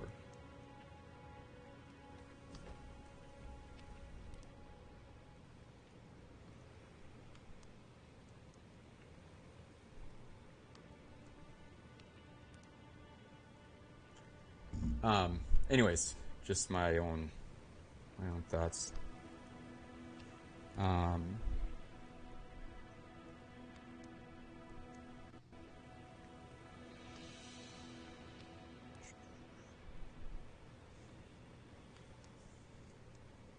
And we can even see it in Godfrey's very, very quick interaction with us before the fight. Like, he embraces his Omen son. Like, when he leaves, shit seems to go sideways. And to me, it's just very much a symbolic leaving, a symbolic separation of America saying, hey, past and everything unaccepted now, like you can fuck right off, and I don't ever want to see you again. But and what comes out of that is fundamentalism, and is like this kind of very grotesque abomination of what once was a balanced system. But yeah, sorry, just as a tangent there. Heard a theory today stating that maybe Mikola is using Moog for his own means, is somehow using the Formless Mother as a source of blood to feed his rebirth instead of cut it short. Man,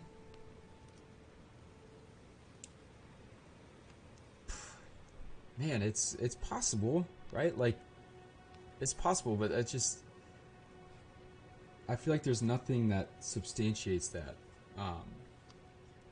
Mikola was seen as like the guy. Like, he was seen as the most fearsome Empyrean, and everybody wanted Mikola, a piece of Mikola, because he was the one that was going to propel them into their state of kind of lordship or dynasty. I would be incredibly shocked if it was the other way around. To me, Mikola is right where he wants to be. Like, I think his wisdom, his counterpart being Saint Trina, and the way that he uses basically his mind instead of his brawn to be where he is now, it seems that he's exactly where he wants to be, and he's there to mend the Shadow Tree. I don't see anything that goes against that, but time will tell.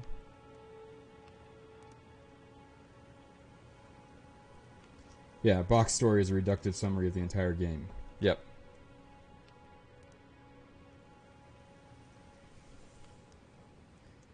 Similar to how the Erd Tree is strengthened by the bodies in the catacombs. Yeah.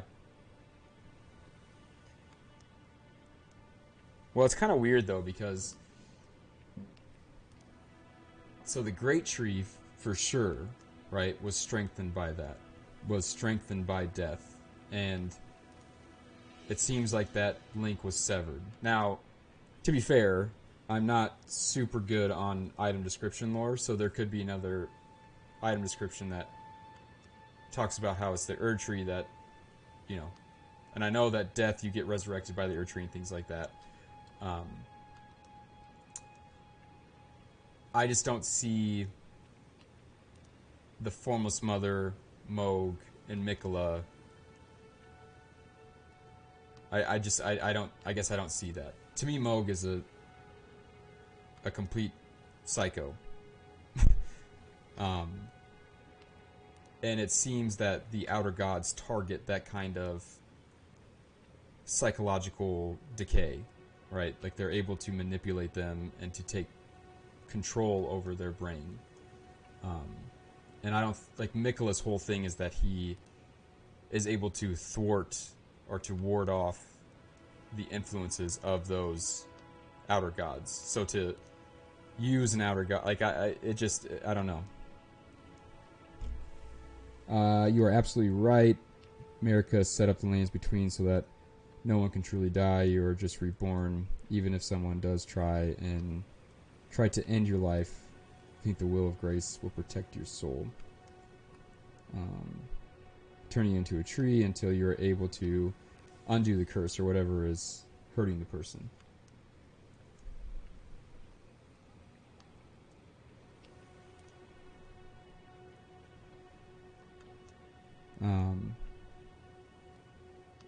That would mean that Siraj was stronger than dragons.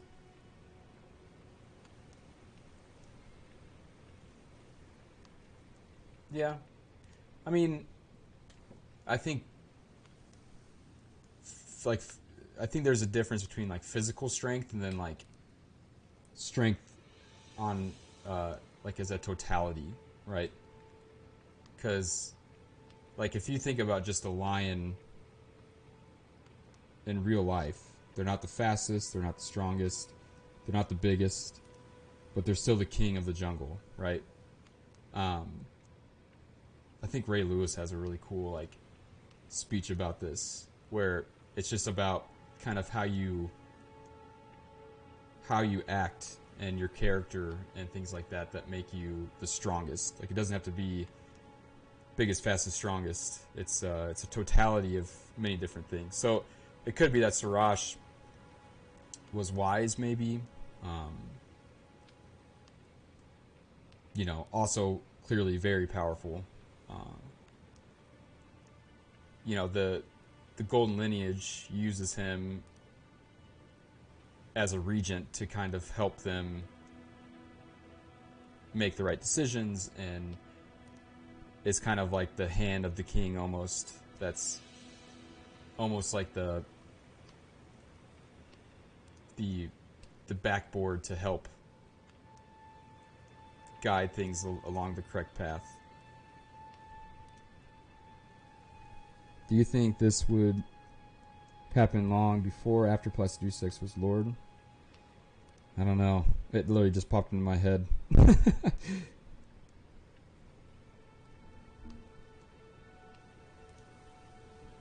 If Siraj was God, Placiduce would have been his Lord. Yeah. Yeah, I don't know, because there's... I still think that like America at that time was the god, right?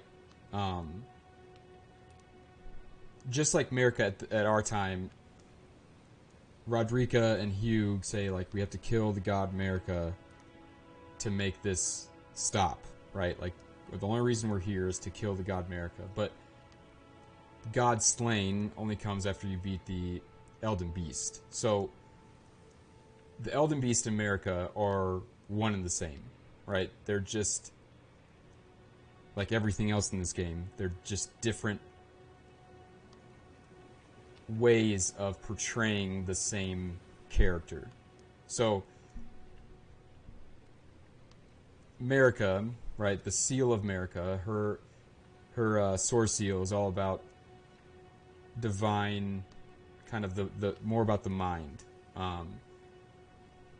And the way that the Elden Beast attacks us without the sword, without Radagon's body, is all through incantations, right? It's all through like very much mind-driven things. Radagon is the body, the matter that does like the physical damage. He's the physical side of America. He's the one that interacts with the world and walks around and touches things, and he's that side of her, which is why together they make up, you know, one god. Radagon being the physical sword, the matter, America being the more spiritual side of things, the incantations. That's them together that make up that god. So in the past, if it was all about beasts, right, then it would be America plus something else that would come together to form this god, and then their lord would be Placiduce. So I don't know. I don't know who that is. Perhaps it is Siraj. Like maybe Siraj and America, like the king of beasts, and America as like the spiritual side, were this god together. I don't know.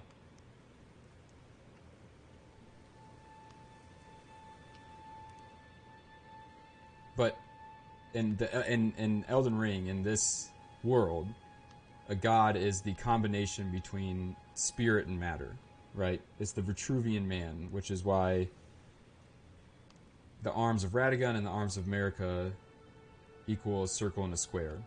If you don't know what the hell I'm even talking about, watch my first my first lore video. Some of it sucks, but the Vitruvian man stuff I think I got right. Like there's this combination of spirit and matter which makes up one divine person, one god. And I have to believe that that's true for Placiduce's god. So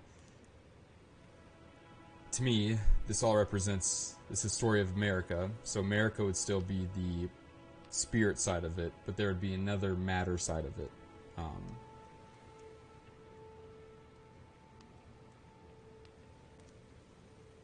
And maybe that's Godfrey. Shit, I don't know. I don't know.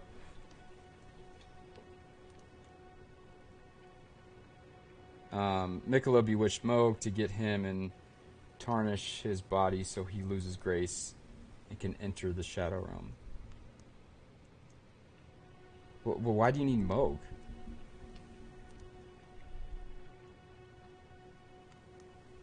Like, if Miquella wanted to do that, like, just do it.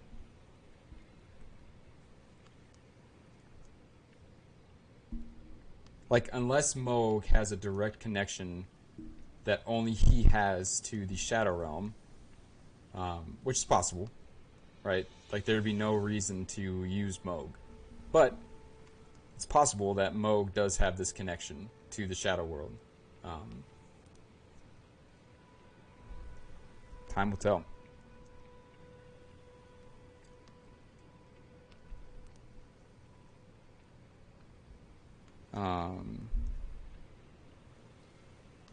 Yeah. Moog is definitely showing affection towards Miquella. That is true. No, I haven't talked about Rena.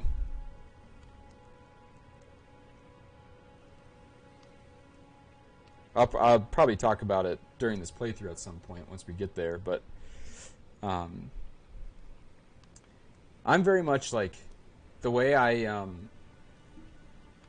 kind of try to dissect the lore is to figure out like the main thread, like what is happening that's causing these other issues. I feel like the main story is being told in a lot of different ways, and no doubt the story of Rena is part of this main thread.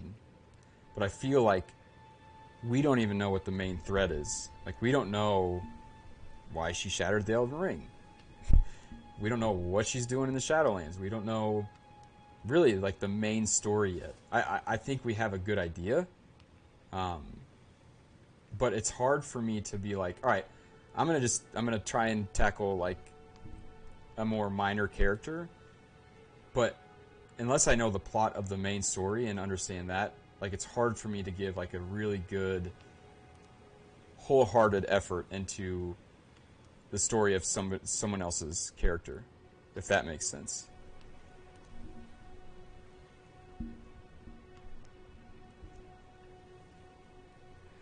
Yeah, Sirach representing all things animalistic. Yep.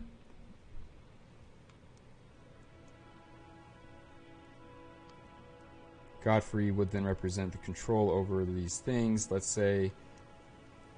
Yeah. Yeah. Well, and I think like that's what this surcoat is kind of like. This golden lineage seems to be founded on, we're going to accept and love this kind of beastly side of ourselves and where we came from and all the flaws that we have, but we're going to learn how to control it, and we're going to evolve into something better, but we're never going to lose that part of ourselves. Like, even in Godric's Godric's fight, you know, he calls the dragon like a true-born heir and has very much a lot of affection towards it, very respectful towards it. And dragons are very, very much ostracized in America's golden order, and I feel like whenever Godfrey gets, you know, outcasts to the Shadowlands, with him goes these roots, the respect and admiration for our past and for our darker tendencies. Yeah, I like that, Danny. That's a good connection there.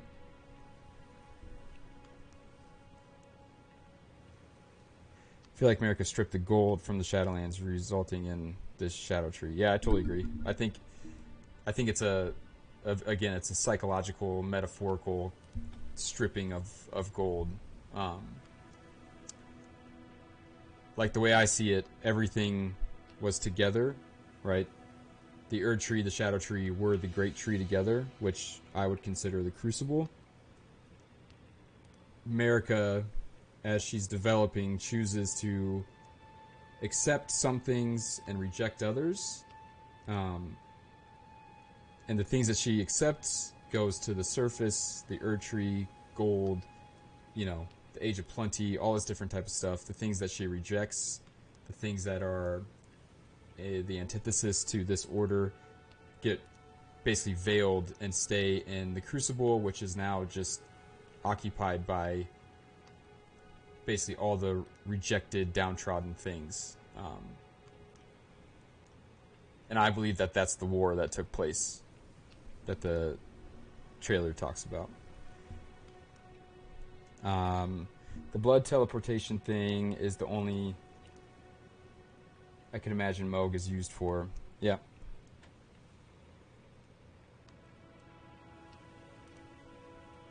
You first round the main story and the roles, yeah.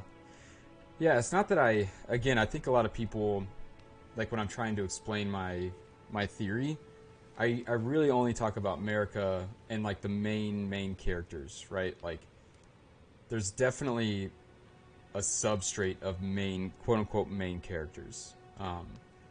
And then there's also other demigods and there's other storylines going on. But, like, if I don't know the main story, I feel like I don't have any footing to confidently say, like, oh, this is what's happening to Rykard. Like, it's like, yeah, but dude, what the hell's happening to the main person? Like, what's going on there? That would have a very heavy influence on what is happening to Rykard and Mount Gelmir and things like that. So it's, again, I try not to just like ignore them because they are very important, but I just choose to try and focus on the main thread, hopefully get that right, and then from there build a really substantiated theory based off of the main thread to expand that to the whole Lands Between, the whole world. Carrions and lunar worship being one of my favorite subjects. Can't wait to have thoughts about Rena.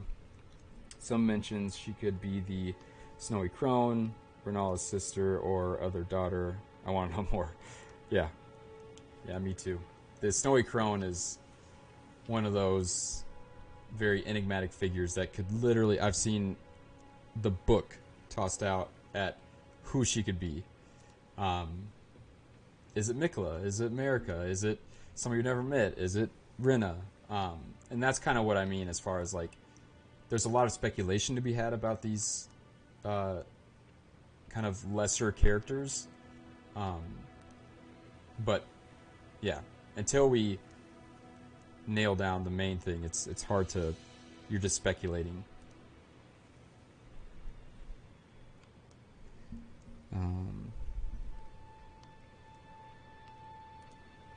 Yeah, it's possible.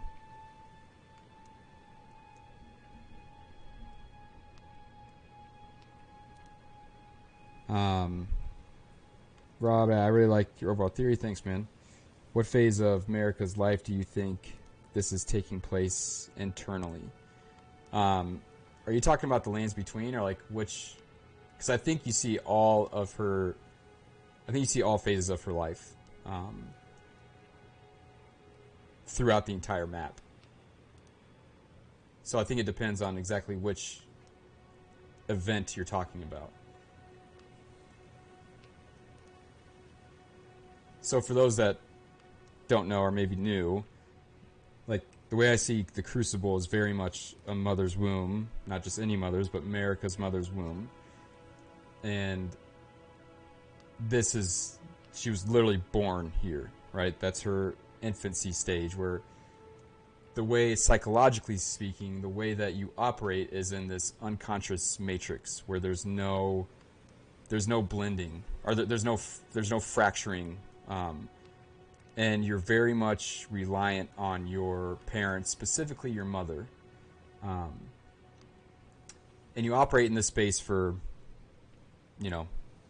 a couple years, let's say, until you kind of turn into that toddler, young child stage.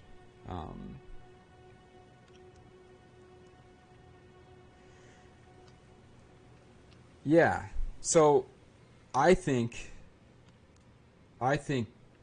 Rob, what we're experiencing is through the map. I think we're experiencing the life of America, right? Her birth to her childhood to kind of this age where shit's just good, man. Like, where Jung would call this where the sun is highest in the sky. You're between 25 and 45. You're fairly well developed. You're having a family and you're starting a career and like things are good. And then around that middle age of life, shit kind of goes sideways. Parents start to die. Maybe you get cancer. Maybe a friend gets cancer. Maybe you lose a friend or you lose a loved one. My dog's just coughing in the background. And this is where the process of individuation takes place. And I think that when we see America, basically when the age of plenty stops abruptly, and America says she's going to look into what's going on, blind faith is no longer enough, and the Golden Order starts, right? And it starts basically right next to Lindell. And this new process starts to happen where now it's not just faith, but it's faith in intelligence. And this is where Radigan comes into play. And she's starting to, during this phase, she's starting to acknowledge things that she used to not acknowledge and to accept things that she used to not accept. And she's trying different things to figure out how to move on with her life. And then again, I think what happens, right, the issue that caused all this is reflected and is told through Renala's story. It's full of empty cradles, and actually, if you look at Renala in the library, like it very much looks like America's bedchamber. Like there's kind of this light, and it's veiled, and there's cradles. And then, to me, the story continues further and further south to Caelid, where there's rot and death happening, and to me, where Morn's the gravestone is right, kind of, it's almost in an island next to water. Like, it's possible that America is dying, right? Like that. We're following all the way through her life, and that gravestone is hers. And she's kind of, quote unquote, entering back into the sea. Very much a tip of the hat to the ending of Bloodborne. But I believe, like, Merrick on the outside is a very old woman at this point. And we are traversing through her life, through her memories, through kind of her good deeds, her bad deeds. And perhaps before she can die or before she can accept her death, she has to travel kind of to this very deep, dark part of herself to kind of finally give love and acceptance to what she's done in her past. It's not uncommon that when a person has done something in their life and they're not proud of it, and let's say it involves another person, when they're on their deathbed, like, they hang on, right, until they can see that person one last time, until they can talk to that person, until they can kind of heal that relationship. And then, again, it's not uncommon that after they do that, it's like within hours that they finally pass, Or it's like when a child is talking to their parent on their deathbed and they say, like, it's okay, like, we're gonna be okay, like, you can, like, she very much still has something that she is waiting for to, she's hanging on for.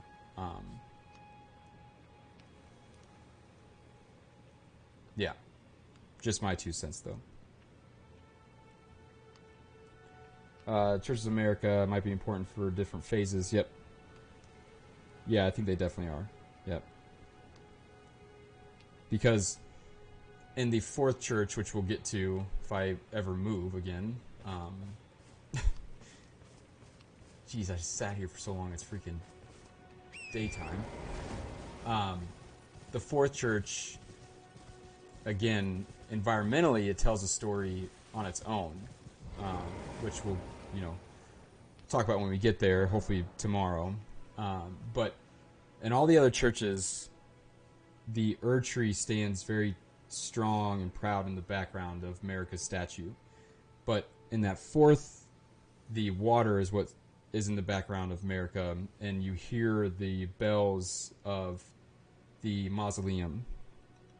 And it, like, to me, it very much paints a picture of, like, America is, like, leaving this world. Like, you can trace her story from the mountaintops to where she gains independence and where she has her own life and she's having children and something happens and then she changes ways and she's getting older, and then she gets all the way down to the Weeping Peninsula, and what's at her back is water and this giant grave. But what I don't know is it the grave? Is it her grave? Is it the grave of a child? Like, is that why she's going through this? Because there's 2 kind of different ways that the individuation process can be initiated. It can be initiated by a very traumatic experience, what is called the Dark Night of the Soul. If you guys don't know what that is, just YouTube it. It's pretty interesting. And it's basically like this life-altering event that shatters your world, right? It literally kind of destabilizes the very things that you used to hold very valuable, and that doesn't have to reflect your own death. It could reflect something else very traumatic in your life, and it could happen when you're 30 years old or something.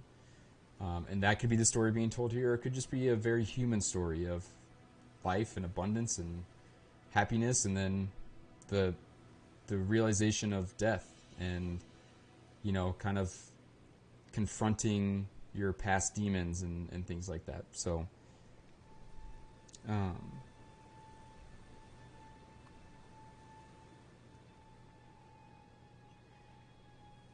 Danny, that would be anti-Semitic. I don't know if I want to meet a witch deep in the woods or to be frozen witch deep in the woods. Yeah, well, we don't even know if America's dead. When we see her in the Erd-tree, I mean, her body might be, but that's meaningless in the lands between. Yeah.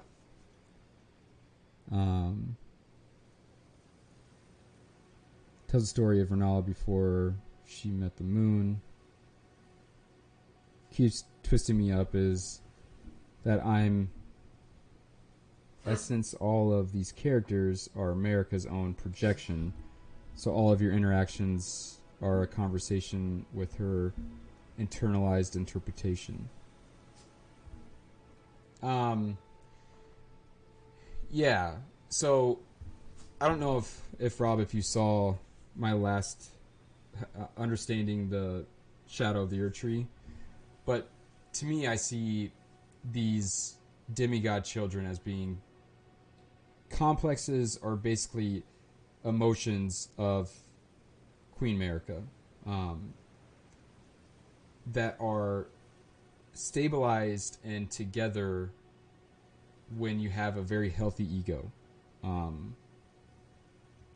So at one point the Elden Ring was whole and balanced, and the anchor rune being basically the golden lineage, right? Godwyn, originally. It's all held together when he's alive. And you could almost say that all of these different emotions and complexes make up the totality of America. But just like as you fracture a plane of glass, that would be the killing of Godwyn, the killing of the ego, the killing of this anchor rune, and everything just separates. And now, instead of being one whole united person, they're fractured into individual people that very much take kind of control of their lives. Like, they're very autonomous. So, yes, they are projections of America, but I see them as very strong emotional states that make up a person. Like, if it's very hard to explain. I hope I'm explaining it well, but yeah, if you haven't, I would go watch that video. I think it'll help kind of sort things out. Because I don't like, they're not each individually America as like a whole person, right? They're fractures of America. They're very like singularly focused aspects of America that when combined make up a whole person.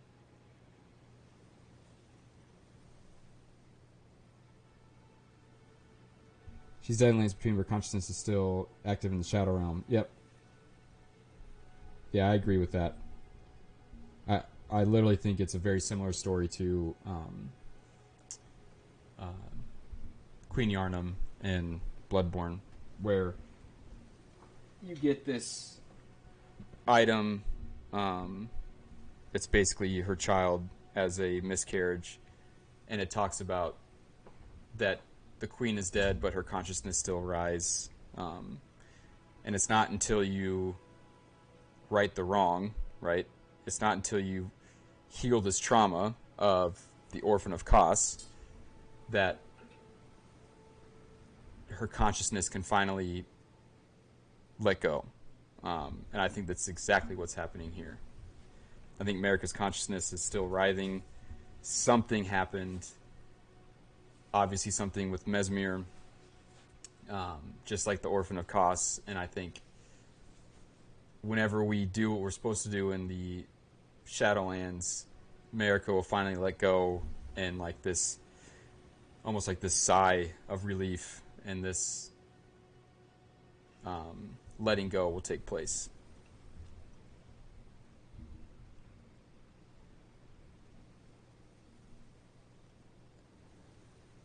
In the time of the astrologers, became a queen. Yeah. And I've said this before too, but Renala's journey and Marika's journey are the same, right? Like, they're the same story being told, where they were young, they grew to power, they became queens and the rulers of their respective places. Shit happened, some sort of trauma happened, and now they're kind of just husks of their former selves, dwelling in their place of power. Just kind of, they're not really there, right? So the story of Renala, although it's unique, right? I think it's trying to convey the story of America, because we never get the story of America. So the only way the developers are able to do that is to have other characters tell the story of America. And I think that's exactly what Renala's story does, is it tells us what the hell is going on with America.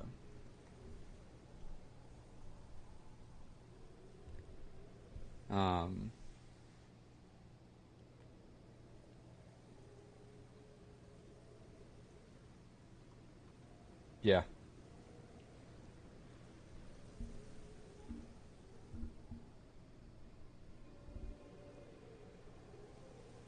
Yeah. I like how the Golden Order is warm and shiny, where the Dark Moon is cold and far away.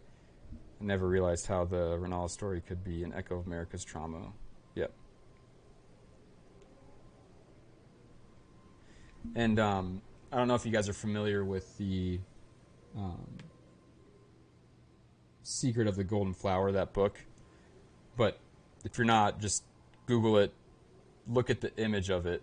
It's very much the image that we see the golden monk with the golden flower, and that becomes the Erd tree. But one of its tenets in that book is that you need faith and you need science. Like, you need both of these things in life to, again, like, they're kind of the yin and the yang, where faith and science seem to be at odds with one another, but you need both to progress.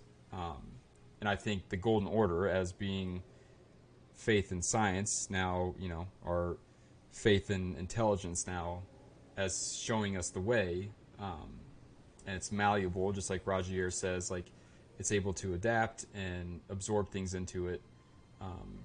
It's echoing America trying to figure this shit out.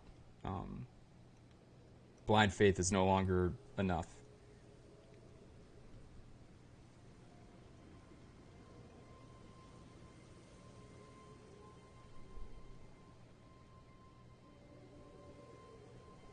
I'm here because I've been deep in a rabbit hole of my own theories, and our host was the first creator that has very similar ideas to my own. I'd love to hear him, Rob. I have a Discord if you're interested, man. I'd like everybody to be a part of it, honestly.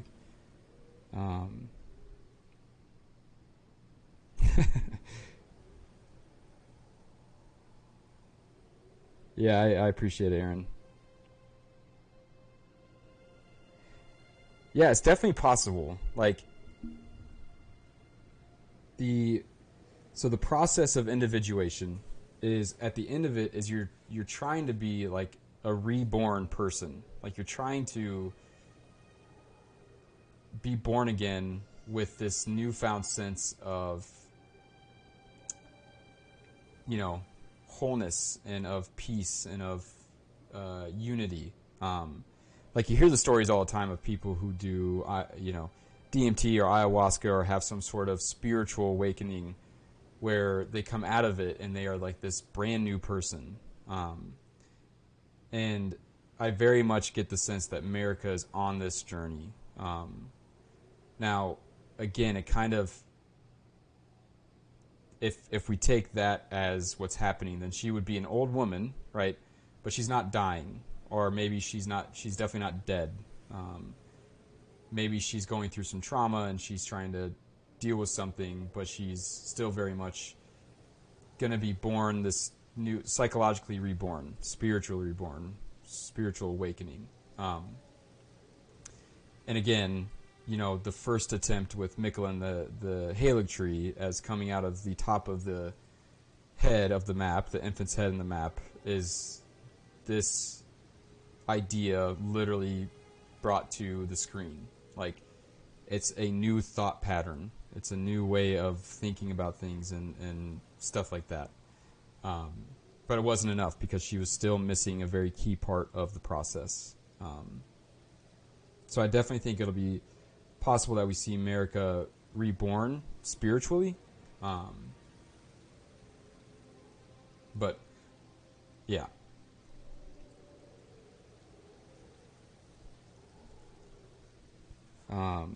My point is that we host versions of people in our lives within our inner worlds. I'm curious what % you think are completely...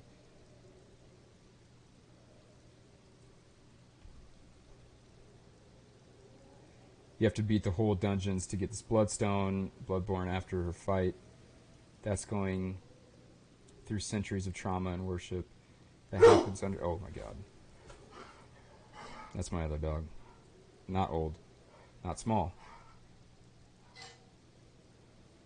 That happens under and before the events of the game.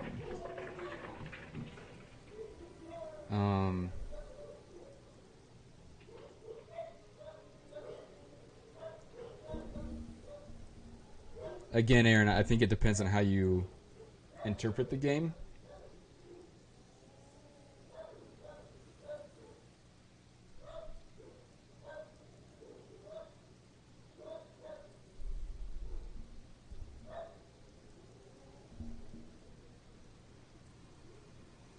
Cool, Rob. Yeah.